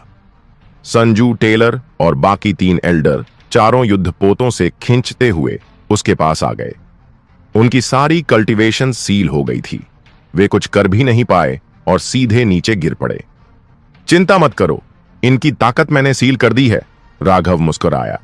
इन चारों युद्धपोतों को जब्त कर लो। दामोदर आगे बढ़ा और चारों युद्धपोतों को कब्जे में ले लिया। संजू टेलर और बाकी एल्डर गुस्से से कांप रहे थे, पर कुछ कर नहीं सकते थे। फिर राघव ने बुजुर्ग महेंद्र से कहा, महेंद्र बाबा, जाकर उन्हें यह कहो 10 स्पिरिट स्टोन खाने और 5 औषधि बगान चाहिए, वरना 3 दिन बाद इन चारों को भी सार्वजनिक रूप से मार डालेंगे। लुओतियाना पवित्र भूमि के चारों बुजुर्ग हमारे कब्जे में हैं। 3 दिन के अंदर 10 स्पिरिट स्टोन खाने और 5 औषधि बगान सौंप दो, वरना 3 दिन बाद हम इनका फिर से सार्वजनिक रूप से वध करेंगे। महेंद्र आकाश में उठे और अपनी आत्मा बल से यह घोषणा की। इसके बाद उन्होंने हाथ जोड़कर आसपास मौजूद दर्शकों से कहा, यहां जो भी सम्माननीय मेहमान मौजूद हैं, कृपया ये खबर लोतियान पवित्र भूमि तक पहुंचा दें। उनकी बात सुनकर वहां मौजूद सभी सेक्ट हक्के बक्के रह गए। एम्परर इमोर्टल सेक्ट ने फिर से जीत हासिल कर ली। लोतियान के 4 बड़े बुजुर्ग, 10,000 सैनिक और सेक्रेड डाओ मिस्टिक वेपन होने के बावजूद इस तरह हार गए। कब से एम्परर इमोर्टल सेक्ट इतना ताकतवर हो गया? चारों तरफ हलचल मच गई। जब एम्परर इमोर्टल सेक्ट कमजोर था, तब तो हर कोई उन्हें नीचा दिखाने में लगा था। अब जब वे फिर से ताकतवर हो रहे हैं, क्या दूसरों के अच्छे दिन खत्म होने वाले हैं? बहुत से शक्तिशाली लोग जो छिपे हुए थे, चुपचाप वहां से हटने लगे। अब से हमें एम्परर इमोर्टल सेक्ट को नजरअंदाज नहीं करना चाहिए। अब उन्हें एक कमजोर लक्ष्य समझने की भूल नहीं करनी चाहिए। इस सोच के साथ सभी परछाइयों में छुपे हुए लोग वहां से निकलने लगे। सबसे ज्यादा हैरान थे लिए त्यान अपर कंट्री के लोग। क्या ये वही एम्परर इमोर्टल सेक्ट है? वे लोग मन ही मन सोचने लगे। आज की लड़ाई ने दिखा दिया कि एम्परर इमोर्टल सेक्ट का रवैया अब बेहद आक्रामक और मजबूत है। जैसे कभी उनके सुनहरे दिन हुआ करते थे, कभी जो डरपोक और विनम्र लगते थे, आज बिल्कुल अलग नजर आए। लोग यह सोचने लगे कि आखिर इतनी ताकत इन्हें अचानक कहां से मिल गई। कुछ अफवाहें तो पहले से थीं, जैसे कि स्वर्ग विनाश प्राचीन sect, heaven suppressing ancient sect, ने इस बार अपनी सालाना वसूली नहीं की। पहले तो किसी ने यकीन नहीं किया, लेकिन अब ऐसा लगने लगा कि शायद सच ही है।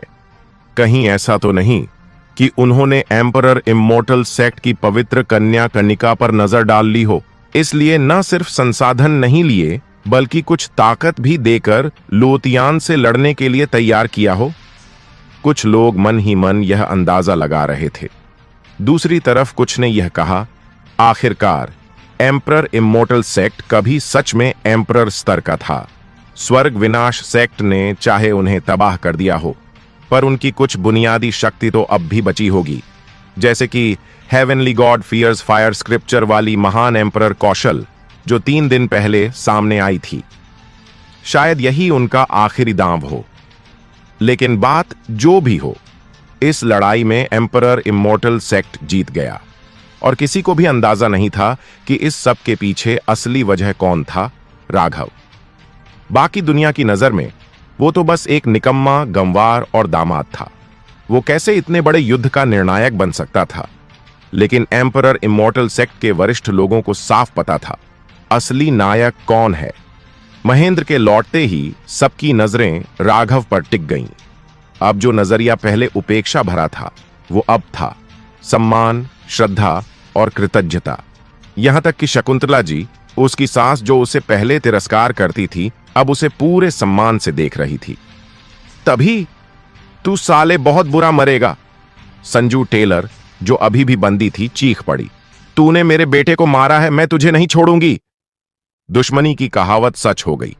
संजू टेलर को जैसे ही राघव दिखा, वो अपना आपा खो बैठी।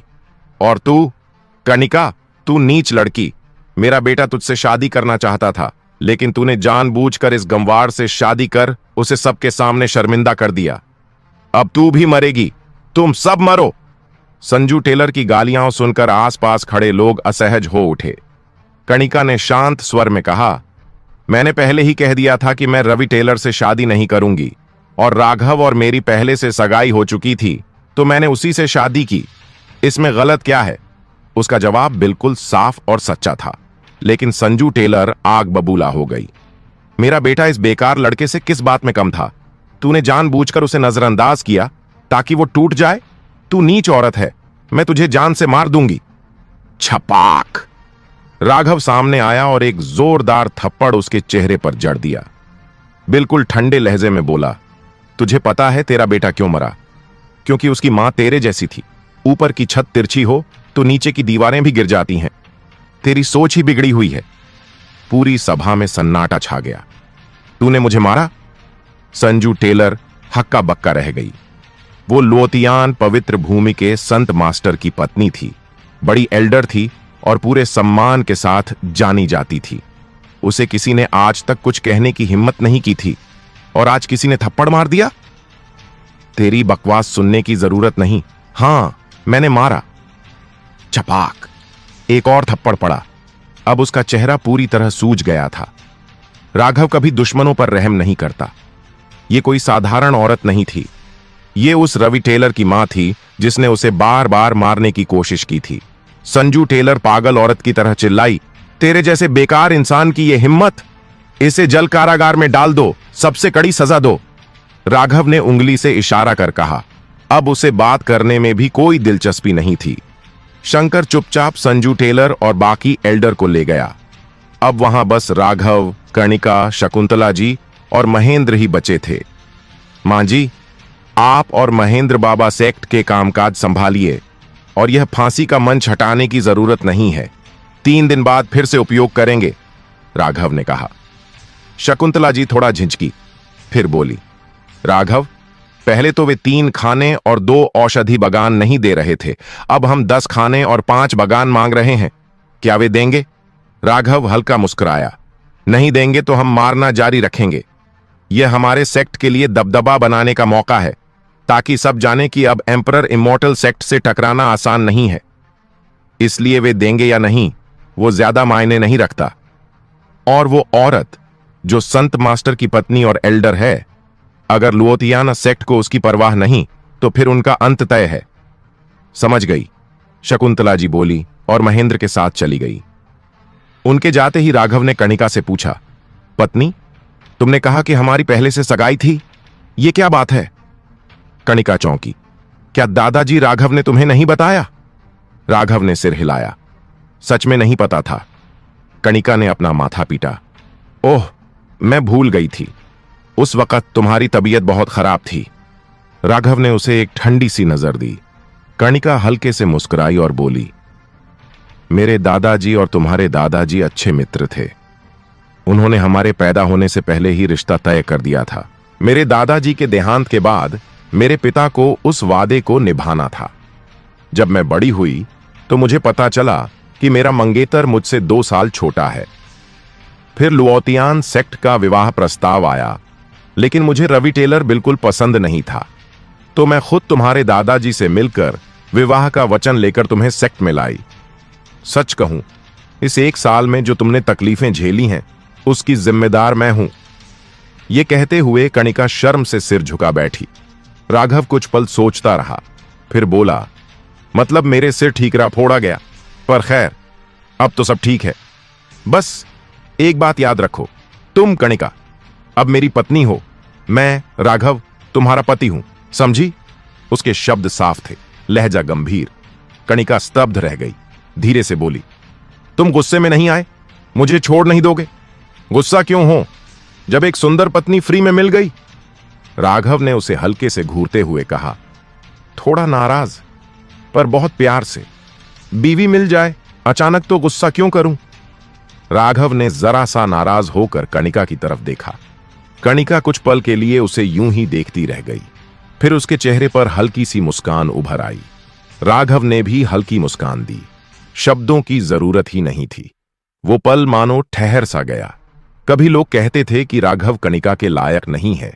किसी ने कहा कि ये शादी ऐसे है जैसे फूल कीचड़ में फंसा हो या जैसे कोई नायाब मोती धूल में पड़ा हो। लेकिन वो सिर्फ बाहर वालों की बातें थीं। कणिका को फर्क नहीं पड़ता था और राघव को भी नहीं। बस इतना काफी था। उस पल में कणिका अब भी उतनी ही खूबसूरत लग रही थी, मानो बर्फीले पहाड़ पर खिला हुआ कमल, ठंडी लेकिन दिल चुरा लेने वाली। उसका सौंदर्य ऐसा था कि कोई भी देश उस पर कुर्बान हो जाए। वो हल्की मुस्कान के साथ नरम भाव से राघव की तरफ देख रही थी। काले चोगे में लिपटा राघव हल्के पीले चेहरे पर एक शांत मुस्कान लिए। उसकी आंखें मानो अंधेरे की अथाह गहराई हों, रहस्यमयी और डरावनी। ये दृश्य जब एम्परर इमोर्टल सेक्ट के कुछ शिष्यों ने देखा तो न जाने क्यों उन्हें पहले जैसी जलन महसूस नहीं हुई, बल्कि उन्हें यह जोड़ी बिल्कुल उपयुक्त लगी। ऊंचे मंदिर में, दादाजी, ये पवन की तबीयत ठीक नहीं है, चलो बाद में जाकर मिलते हैं, कणिका ने कहा। राघव ने सिर हिलाया। हां, शायद उन्हें पता भी नहीं कि मैं होश में आ चुका हूं। मैंने किसी को भेजकर बता दिया है, कणिका ने नरमी से कहा। अच्छा किया। राघव थोड़ा भावुक हो गया। बचपन से दादाजी पवन ने उसकी परवरिश की थी, उन्हें बहुत मिस करता था।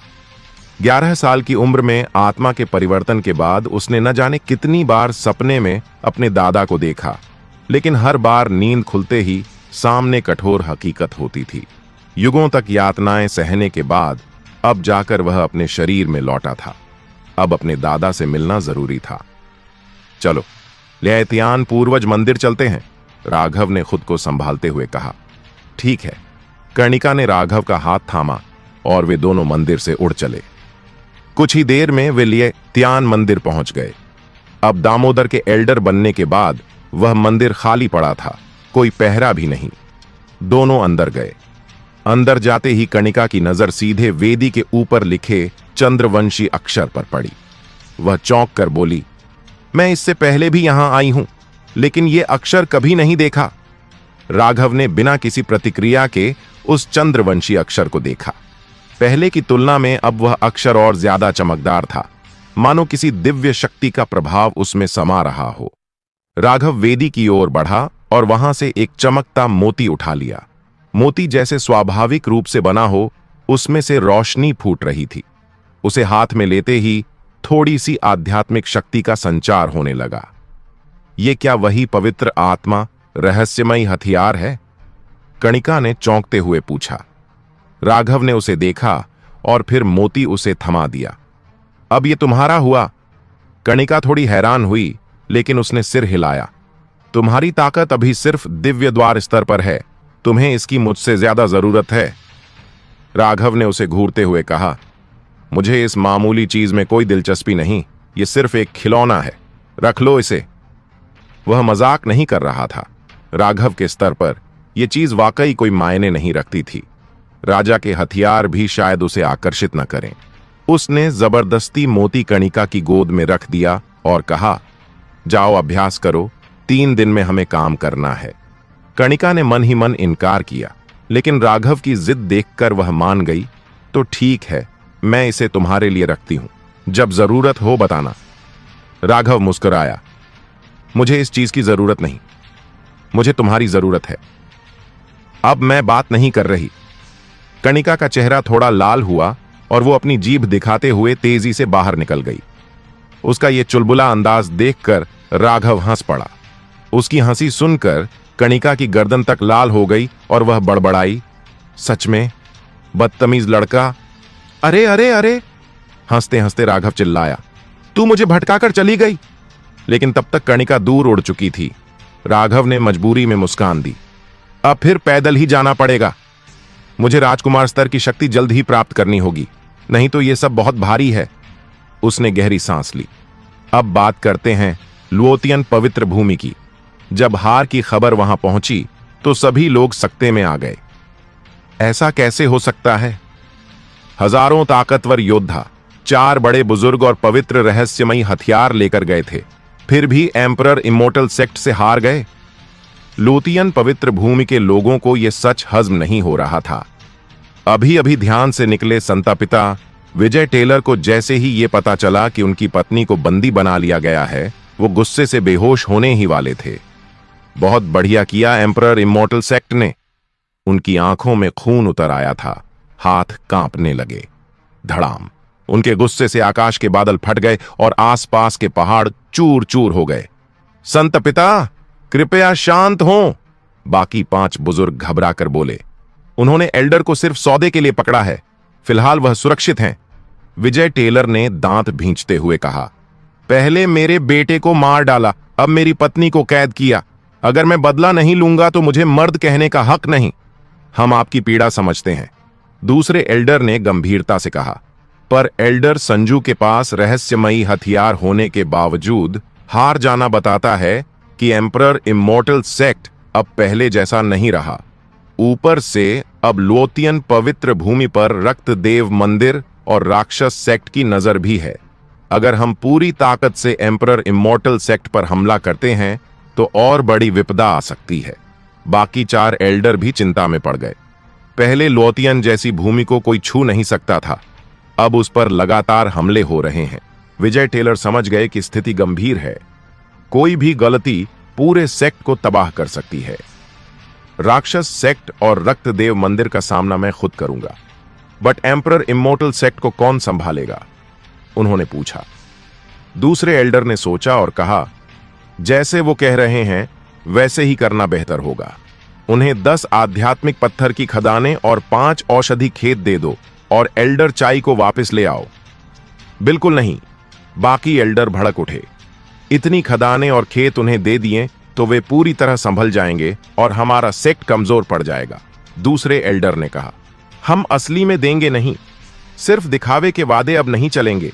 एल्डर बोले, खदानें और खेत उनके इलाके के पास के दे दो, एल्डर संजू की जान बच जाए पहले। दूसरे एल्डर ने समझाया। सही है, सब बोले, कागजों पर भले ही उनके हो जाएं, लेकिन असल में वे कुछ नहीं कर पाएंगे। ठीक है, ये योजना चलेगी। विजय टेलर ने हामी भरी। दूत बनकर कौन जाएगा? उन्होंने पूछा। सभी एक दूसरे को देखने लगे। मैं जाऊंगा, दूसरे एल्डर ने कहा। सावधानी बरतिए, बाकी एल्डर जल्दी से बोले, जैसे उन्हें डर हो कि कहीं दूसरा एल्डर पीछे न हट जाए। ये देख विजय टेलर की आंखों में नफरत सी चमक उठी। अगर हालात इतने बुरे न होते और जरूरी लोग न होते तो वे इन बुजुर्गों को कब का सजा दे चुके होते। एक मामूली एम्परर इमोर्टल सेक्ट से 2 बार हार गए और ये लोग डर से कांपने लगे। ऐसे लोग एल्डर कहलाने लायक नहीं। संत पिता, मैं कल रवाना होता हूं, दूसरे एल्डर ने कहा। जाओ, विजय टेलर ने हाथ हिलाया। हम भी चलते हैं, बाकी एल्डर बोले। विजय टेलर ने कुछ नहीं कहा। अब हॉल में केवल विजय टेलर अकेले थे। उन्होंने माथा रगड़ा और कहा, प्रिय, चिंता मत करो, मैं तुम्हें जरूर वापस लाऊंगा और रवि का बदला जरूर लूंगा। थोड़ी देर बाद उन्होंने धीरे से कहा, छाया, कुछ दिनों के लिए मेरी जगह संभालो। मैं स्वर्ग दमन प्राचीन सेक्ट जा रहा हूं। जी। अंधेरे में से एक छाया सी आकृति उभरी, बिल्कुल विजय टेलर जैसी दिखने वाली। एम्परर इमोर्टल सेक्ट के चारों ओर आज जो दृश्य घटा, उसने बहुत से लोगों के मन में हलचल मचा दी थी। इसने लोगों की सोच बदल दी, लेकिन कई लोगों के दिल में अभी भी गलत इरादे पल रहे थे। यह तो अब तय है कि एम्परर इमोर्टल सेक्ट के पास वाकई में महान एम्परर इमोर्टल कला मौजूद है। भले ही हमें यह न पता हो कि उन्होंने लुओतियान पवित्र भूमि की विशाल सेना को कैसे हरा दिया, लेकिन आज की घटना से इतना तय है, अब और भी सेक्ट उन पर हमला करेंगे। ओह, महान एम्परर इमोर्टल कला, अगर किसी को वो मिल जाए तो जीवन ही सफल हो जाए। हमें ऐसी बातें सोचनी भी नहीं चाहिए। अगर स्वर्ग दमन प्राचीन सेक्ट को यह खबर लग गई तो वे खुद पहुंच जाएंगे इसे हथियाने। अगर हम पहले आगे बढ़े तो शायद हमें ही मिटा दिया जाए और पता भी न चले कैसे मरे। इस समय एम्परर इमोर्टल सेक्ट से उलझना ठीक नहीं है। हमें तो बस अपने काम से मतलब रखना चाहिए। ऐसी बातें बहुत से ताकतवर गुटों के बीच गुपचुप चल रही थीं। उधर लितियान स्वर्गीय साम्राज्य के भीतर कई उच्च अधिकारी पछता रहे थे। हमें एम्परर इमोर्टल सेक्ट से अलग होने में इतनी जल्दबाजी नहीं करनी चाहिए थी। उनके पास तो महान एम्परर इमोर्टल कला और भी रहस्य थे। एक वरिष्ठ राजकुमार ने लंबी सांस लेते हुए कहा, फिर भी एम्परर इमोर्टल सेक्ट की ताकत हमारी लितियान साम्राज्य से ज्यादा नहीं हो सकती थी। अलग होना तय था, एक सेनापति ने दृढ़ता से कहा। दुर्भाग्य की बात है कि हम वह महान कला नहीं हासिल कर सके, लितियान अकादमी के एक वरिष्ठ सदस्य ने अफसोस से कहा। अगर वो कला हमारी अकादमी के पास होती तो सोचिए कितने वीर योद्धा पैदा कर सकते थे हम। अब समझ आया कि कणिका इतनी शक्तिशाली क्यों थी। उसने गुप्त रूप से वही कला साध ली थी। चारों तरफ चर्चाओं का माहौल था। तभी लितियान एम्परर की भारी भरकम आवाज गूंजी, अब इस विषय पर और चर्चा नहीं होगी। आज से लितियान स्वर्गीय साम्राज्य का एम्परर इमोर्टल सेक्ट से कोई लेना देना नहीं रहेगा। यह सुनते ही सारा दरबार शांत हो गया। एम्परर का आदेश कानून के समान होता है, जो टाले उसे मृत्यु दंड तक मिल सकता है। चाहे कोई कितना भी पछताए, सच्चाई यही थी और इसे बदला नहीं जा सकता था। अब क्या वे एम्परर इमोर्टल सेक्ट के सामने जाकर हाथ जोड़कर कहें कि हमें फिर से अपना बना लो और वो महान कला दे दो? न केवल ये असंभव था, बल्कि एम्परर इमोर्टल सेक्ट इतना मूर्ख नहीं था। अंत में लोगों ने खुद को तसल्ली दी, चलो अच्छा ही हुआ। अब जब एम्परर इमोर्टल सेक्ट पर स्वर्ग दमन प्राचीन सेक्ट का दबाव बढ़ेगा तो उसका असर हम पर नहीं पड़ेगा। वैसे भी अब जल्द ही उन्हें अपनी जान बचाने के लिए वो कला खुद ही सौंपनी पड़ेगी। उधर विजय टेलर चुपचाप लुओतियान पवित्र भूमि से निकलकर स्वर्ग दमन प्राचीन सेक्ट पहुंचे, जहां उन्हें अभिजीत से मिलना था। लेकिन अभिजीत को देखकर वे चौंक गए। उनकी कल्टीवेशन अचानक से राजकुमार स्तर तक गिर चुकी थी, बल्कि उसमें भी गिरावट के लक्षण दिख रहे थे। भाई अभिजीत, ये क्या हो गया? विजय टेलर चौंक कर बोले। अभिजीत ने फीकी मुस्कान के साथ कहा, भाई विजय, मजाक मत उड़ाइए। ये सब एम्परर इमोर्टल सेक्ट के एक शख्स की वजह से हुआ है। उसका नाम है राघव। क्या? विजय टेलर की आंखें चौड़ी हो गईं। अभिजीत ने भारी सांस लेकर कहा, उसके पास बहुत ही अजीब और भयानक ताकत है। मैं भी बुरी तरह हार गया और अब तो सेक्ट ने आदेश दे दिया है, उसे किसी भी हाल में नहीं छेड़ना है। सुना है आपके और एम्परर इमोर्टल सेक्ट के बीच भी कुछ तनाव चल रहा है, तो मैं आपको चेतावनी दे रहा हूं, उस राघव से मत उलझना। विजय टेलर का चेहरा कठोर हो गया। अभिजीत ने उनकी हालत देखी और पूछा, कहीं आप पहले ही उलझ तो नहीं चुके? विजय टेलर ने कड़वे स्वर में कहा, उसने मेरे बेटे को मार डाला और अब मेरी पत्नी को बंधक बना लिया है। अभिजीत कुछ पल चुप रहे, फिर बोले, तो भाई आप इस बार क्या चाहते हैं? विजय टेलर ने हाथ जोड़ते हुए कहा, मैं चाहता हूं कि कुछ भाई लोग मेरे साथ चलें एम्परर इमोर्टल सेक्ट तक। भाई विजय, आप लौट जाएं। मैं आपकी कोई मदद नहीं कर सकता। अभिजीत ने बात बीच में ही काट दी। विजय टेलर का चेहरा फक पड़ गया। भाई, क्या मैं आपके लिए भाई जैसा नहीं था? उन्होंने दर्द भरे स्वर में पूछा। आप तो मेरे सगे भाई जैसे हैं, अभिजीत बोले। इसीलिए तो आपको सच्ची सलाह दे रहा हूं, उस व्यक्ति से दूर रहिए। आखिर क्यों? विजय टेलर की आवाज कांपी। अभिजीत ने उन्हें करीब बुलाया और कान में फुसफुसाकर कहा, यह आदेश सीधे सर्वोच्च सेक्ट अधिपति ने दिया है। ये शब्द सुनते ही विजय टेलर मानो बिजली खा गए हों। वे कुछ कदम पीछे हट गए। चेहरा सफेद पड़ गया। अभिजीत ने कंधा थपथपाते हुए कहा, भाई विजय, उस आदमी से उलझना मतलब खुद अपनी मौत को बुलावा देना है। आपका बेटा वापस नहीं आएगा, इस सच्चाई को स्वीकार कर लें। बेहतर होगा कि आप अपनी पत्नी के साथ एक नया जीवन शुरू करें। यह भले ही कड़वा लगे, मगर यही सच्चा समाधान है। विजय टेलर की आंखें शून्य में खो गईं। सर्वोच्च सेक्ट अधिपति का व्यक्तिगत आदेश, ये शब्द उनके दिमाग में गूंजते रहे। आखिर राघव कौन है? काफी देर बाद वे बोले, धन्यवाद भाई अभिजीत। अभिजीत ने कहा, अगर चाहें तो यहीं कुछ दिन रुक जाइए। नहीं, मुझे लुओतियान लौटना होगा, विजय टेलर ने धीमे स्वर में कहा। अभिजीत ने उन्हें विदा किया। अब विजय टेलर को सब समझ आ गया था। राघव से उलझना मतलब अपने सेक्ट को तबाह करना। लेकिन तभी लुओतियान पवित्र भूमि के द्वितीय वृद्ध एम्परर इमोर्टल सेक्ट पहुंच चुके थे। एम्परर सभा भवन में बुजुर्ग जियांग ये रहे 10 आत्मा पत्थर खदानों और 5 औषधि क्षेत्रों के कागजात। सब कुछ सत्य है, द्वितीय वृद्ध ने कहा। शकुंतला जी ने दस्तावेज लेकर देखा। वाकई में वे सब लेकर आ गए थे।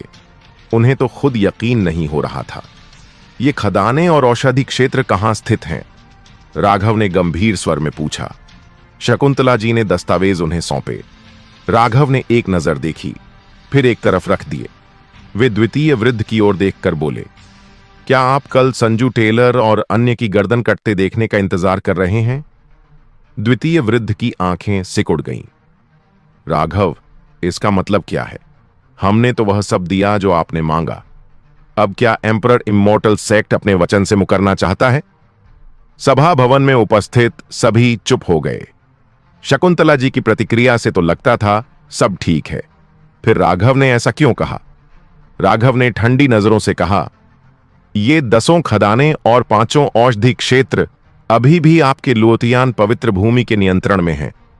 अगर हमारे लोग वहां गए तो शायद लौट कर ना आए। आपकी लुओतियान पवित्र भूमि के सभी 10 आत्मा पत्थर खदान और 5 औषधि क्षेत्र उसी की सीमा में आते हैं। अगर हमारे सेक्ट के लोग वहां खनन करने जाएं, तो क्या कोई भी वापस लौटेगा? राघव ने लुओतियान पवित्र भूमि के दूसरे बुजुर्ग की ओर ठंडी नजरों से देखा और शांत स्वर में बोला। उसके इतना कहते ही सभा में बैठे सभी लोगों के चेहरे बदल गए। शकुंतला जी भी भीतर ही भीतर सहम गईं। मैंने तो अभी अभी ध्यान दिया, ये तो सीधा जाल बिछाया गया था एम्परर इमोर्टल सेक्ट को फंसाने के लिए। अगर वो बिना सोचे समझे मान जाती तो सब खत्म हो चुका होता। शुक्र है कि राघव ने वक्त रहते सवाल उठा लिया। सभा में बैठे सभी लोगों की निगाहें अब लुओतियान पवित्र भूमि के दूसरे बुजुर्ग पर कटाक्ष से देखने लगीं।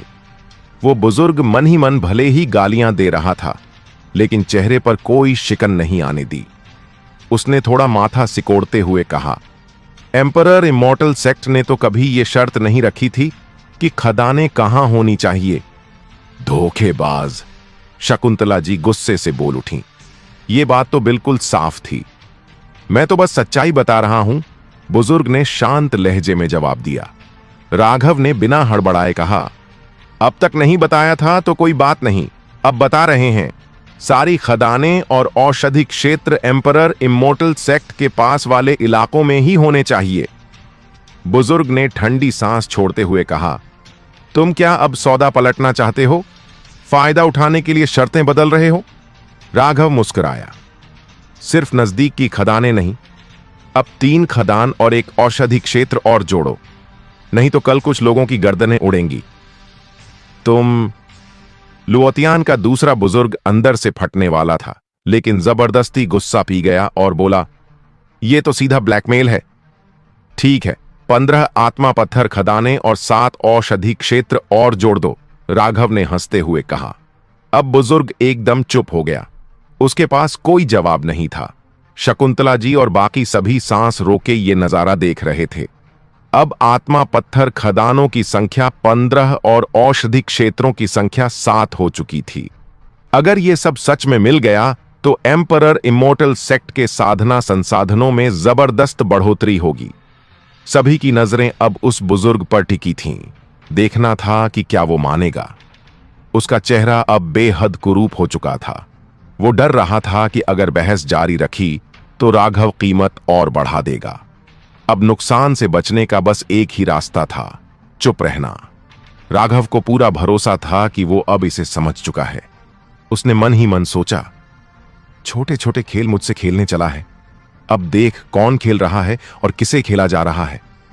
कुछ देर सोचने के बाद बुजुर्ग ने कहा, हमारी पवित्र भूमि इतना सब नहीं दे सकती। राघव ने उसकी बात काटते हुए कहा, वो तुम्हारी समस्या है। बुजुर्ग का चेहरा अब और भी बिगड़ गया, पर वह कुछ कर नहीं सकता था। वो फिर बोला, जो खदाने और औषधि क्षेत्र तुम्हारे सेक्ट के पास हैं, वे तो दूसरे सेक्टों की संपत्ति हैं, हमारी लुओतियान पवित्र भूमि की नहीं।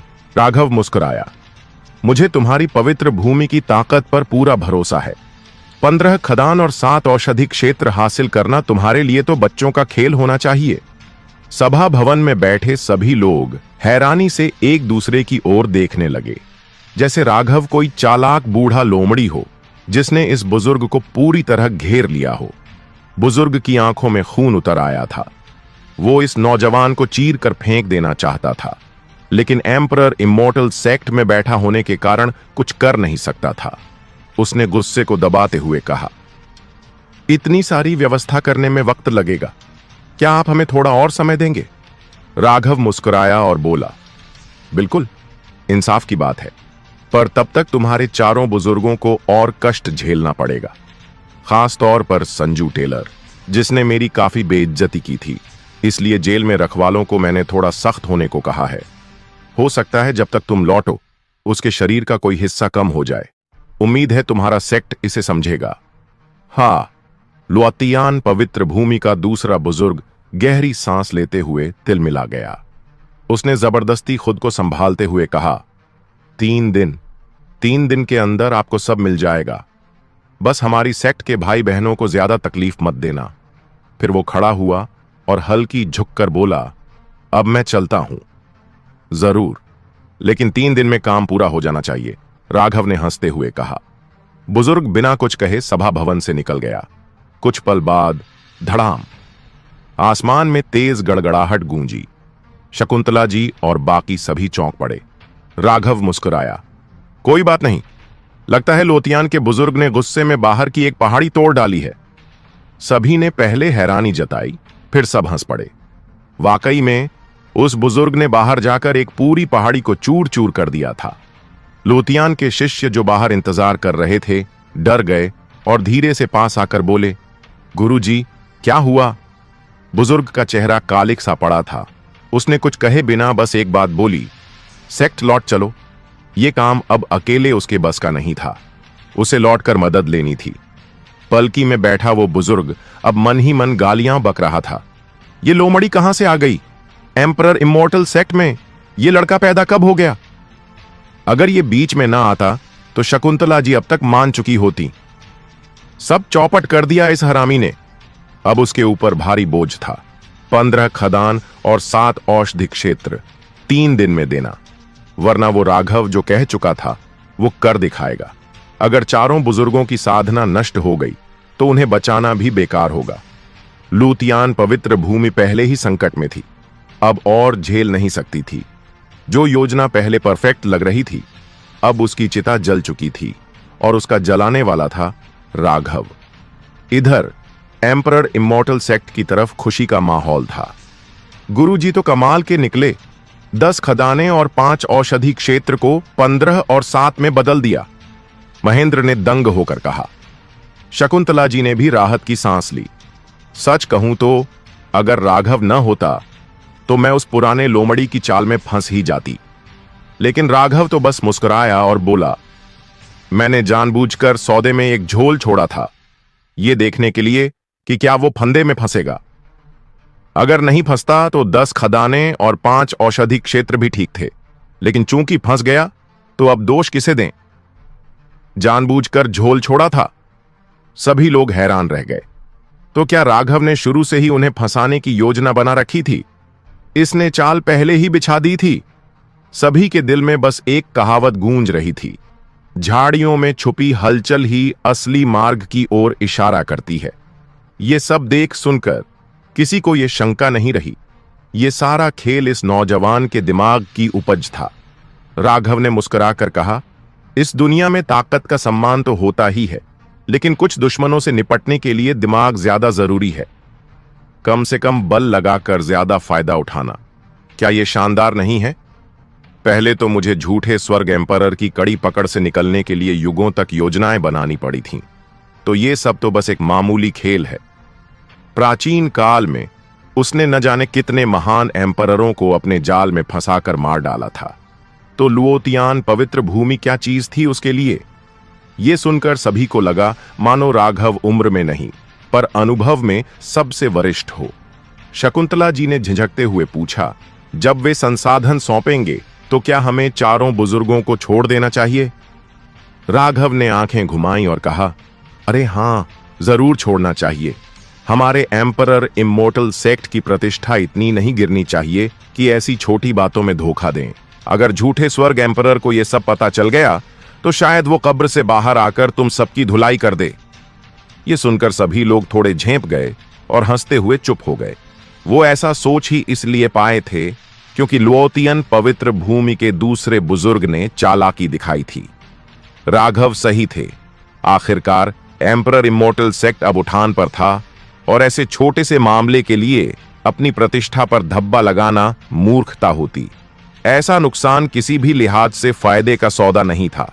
और सबसे अहम बात, अगर उन्होंने ऐसा कुछ किया होता तो अपने पूर्वजों के सामने शर्मिंदा महसूस करते। तुम सब लोग आत्मा पत्थर की खदानें और औषधि खेतों का हस्तांतरण संभालो, मैं जरा जेल का एक चक्कर लगाकर आता हूं। राघव खड़े होते हुए बोले, कणिका को अपने साथ ले जाइए। लुओतियन पवित्र भूमि के लोगों के अलावा वहां कुछ वर्जित कैदी भी बंद हैं। शकुंतला जी ने तुरंत कहा। कणिका उठी और राघव की ओर चल पड़ी।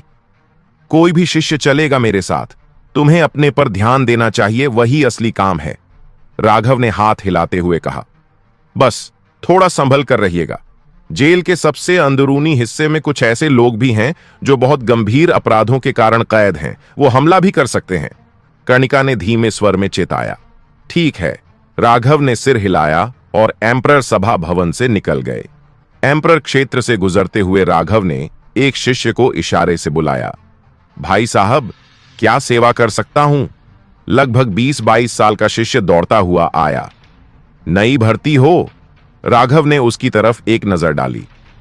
नहीं भाई साहब, 8 साल से सेक्ट में हूं, बस एम्परर शिखर से नहीं था पहले, शिष्य ने मुस्कुराकर जवाब दिया। ठीक है, तुम ही चलो मेरे साथ जेल, राघव बोले। शिष्य थोड़ा घबरा गया। भाई साहब, मैंने तो कोई गलती नहीं की है, तुमसे रास्ता पूछना है बस, राघव ने कुछ चिढ़ते हुए कहा।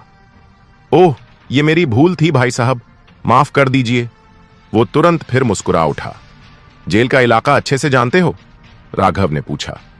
भाई साहब, एम्परर इमोर्टल सेक्ट में ऐसा कोई कोना नहीं जो बंटी से छिपा हो, उसने सीना ठोंकते हुए कहा।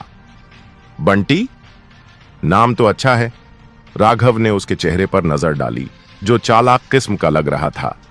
यह सुनते ही बंटी की आंखों में चमक आ गई। भाई साहब, नाम थोड़ा नाजुक जरूर है, मगर कहानी बड़ी भारी है इसके पीछे। आपने दिव्य शिला के बारे में सुना है? राघव शांत रहे और बोले। एक वीर, वीराने में अडिग, रूपवान, सुसज्जित, जैसे सीधे खड़े देवदार वृक्ष। यह सुनकर बंटी चौंक गया और सम्मान से भरकर बोला, भाई साहब को तो दिव्य शिला की असली बात पता है। क्या तुम जानते हो उसका मूल क्या है? राघव ने मुस्कुराकर पूछा। बंटी चुप हो गया। मैंने ही वो शिला स्थापित की थी, राघव बोले। बंटी को कुछ समझ नहीं आया। लेकिन वो चुप रहा। लगा जैसे ये भाई साहब तो मुझसे भी ज्यादा बढ़ चढ़कर बोलते हैं। चलो रास्ता दिखाओ, राघव ने कहा। हाँ भाई साहब, बंटी आगे आगे चल पड़ा। राघव पीछे पीछे चल रहे थे। उनके चेहरे पर हल्की सी स्मृति की छाया थी। वह दिव्यदास शिला वाकई उन्होंने ही बनाई थी, अपने अनेक दिव्य सेनापतियों की याद में। रास्ते में बंटी ने पूछा, भाई साहब, आप जेल क्यों जा रहे हैं? बस यूं ही देखने जा रहा हूं, क्या पता कल मैं खुद भी वहीं मिलूं, राघव ने हल्के फुल्के अंदाज में कहा। अरे नहीं भाई साहब, आप तो हमारे सेक्ट के प्रमुख शिष्य हैं, भविष्य के उत्तराधिकारी। आपको जेल में कौन डालेगा? बंटी हंसा। 1 महीना पहले तुमने सोचा था मैं प्रमुख शिष्य बन जाऊंगा? राघव ने पूछा। बंटी एकदम चुप हो गया। वाकई 1 महीना पहले तक कोई सोच भी नहीं सकता था कि वो नकारा और मूर्ख कहलाने वाला आदमी आज इतना ऊंचा उठेगा। इसके बाद दोनों खामोश हो गए। जेल पहुंचकर बंटी ने कहा, भाई साहब, हमारी जेल 4 हिस्सों में बंटी हुई है। स्वर्ग, अग्नि, जल और पृथ्वी कारागार।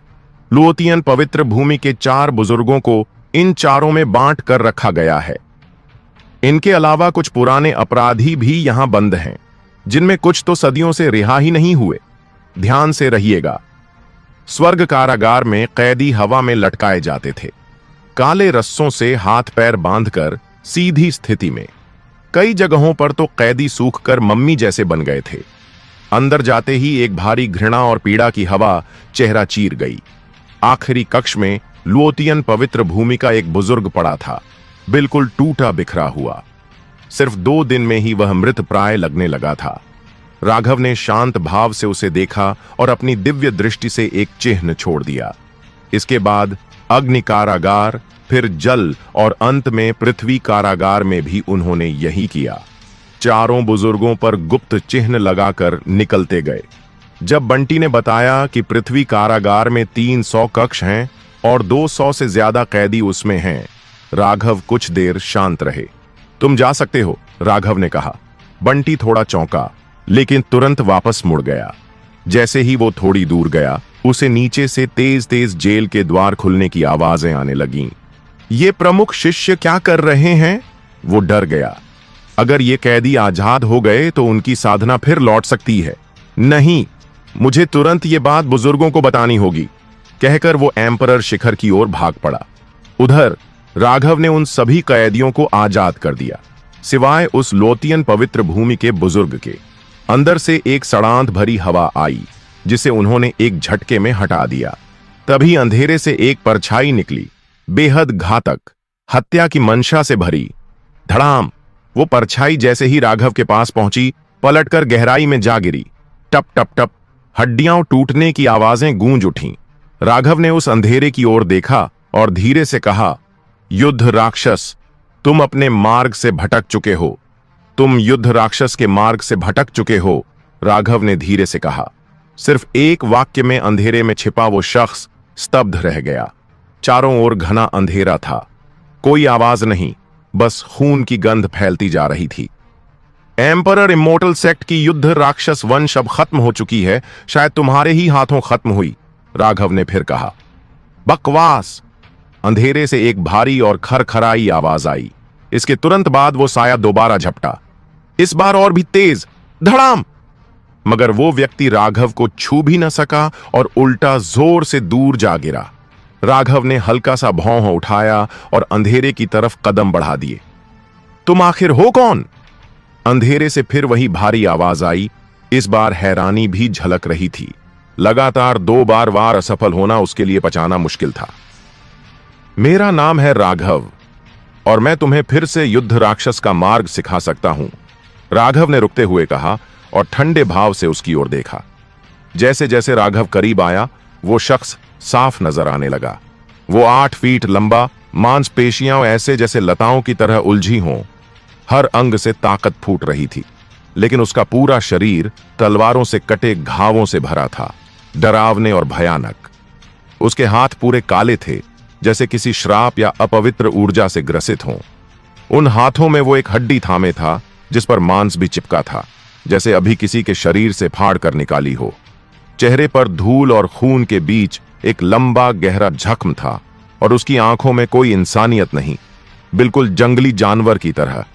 वो थोड़ा झुका हुआ था, मानो किसी भी पल हमला कर दे। राघव ने शांत भाव से उसे देखा, बिना डरे।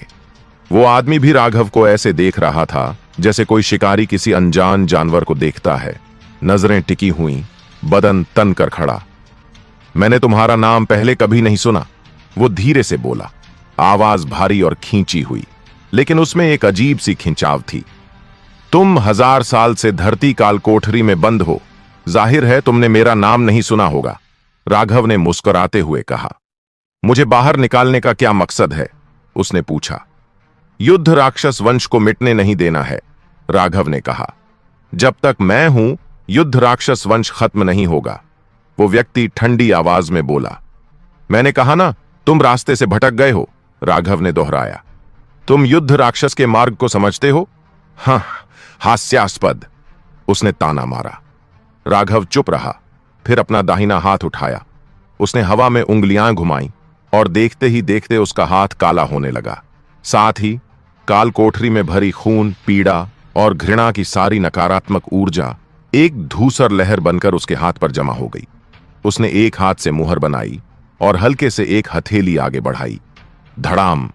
अगले ही पल वो आदमी जोर से दीवार से टकराया और 3 फीट गहराई तक उसमें धंस गया। वो कुछ नहीं बोला, उसकी आंखें फटी रह गईं। वो राघव के काले हाथ को घूर रहा था और उसके मुंह से खून बह रहा था। युद्ध राक्षस जीवन मृत्यु मुहर। वो चौंक पड़ा। तुम्हारा नाम क्या है? राघव ने पूछा। कुछ देर बाद वो थोड़ा शांत हुआ और बोला, टाइगर।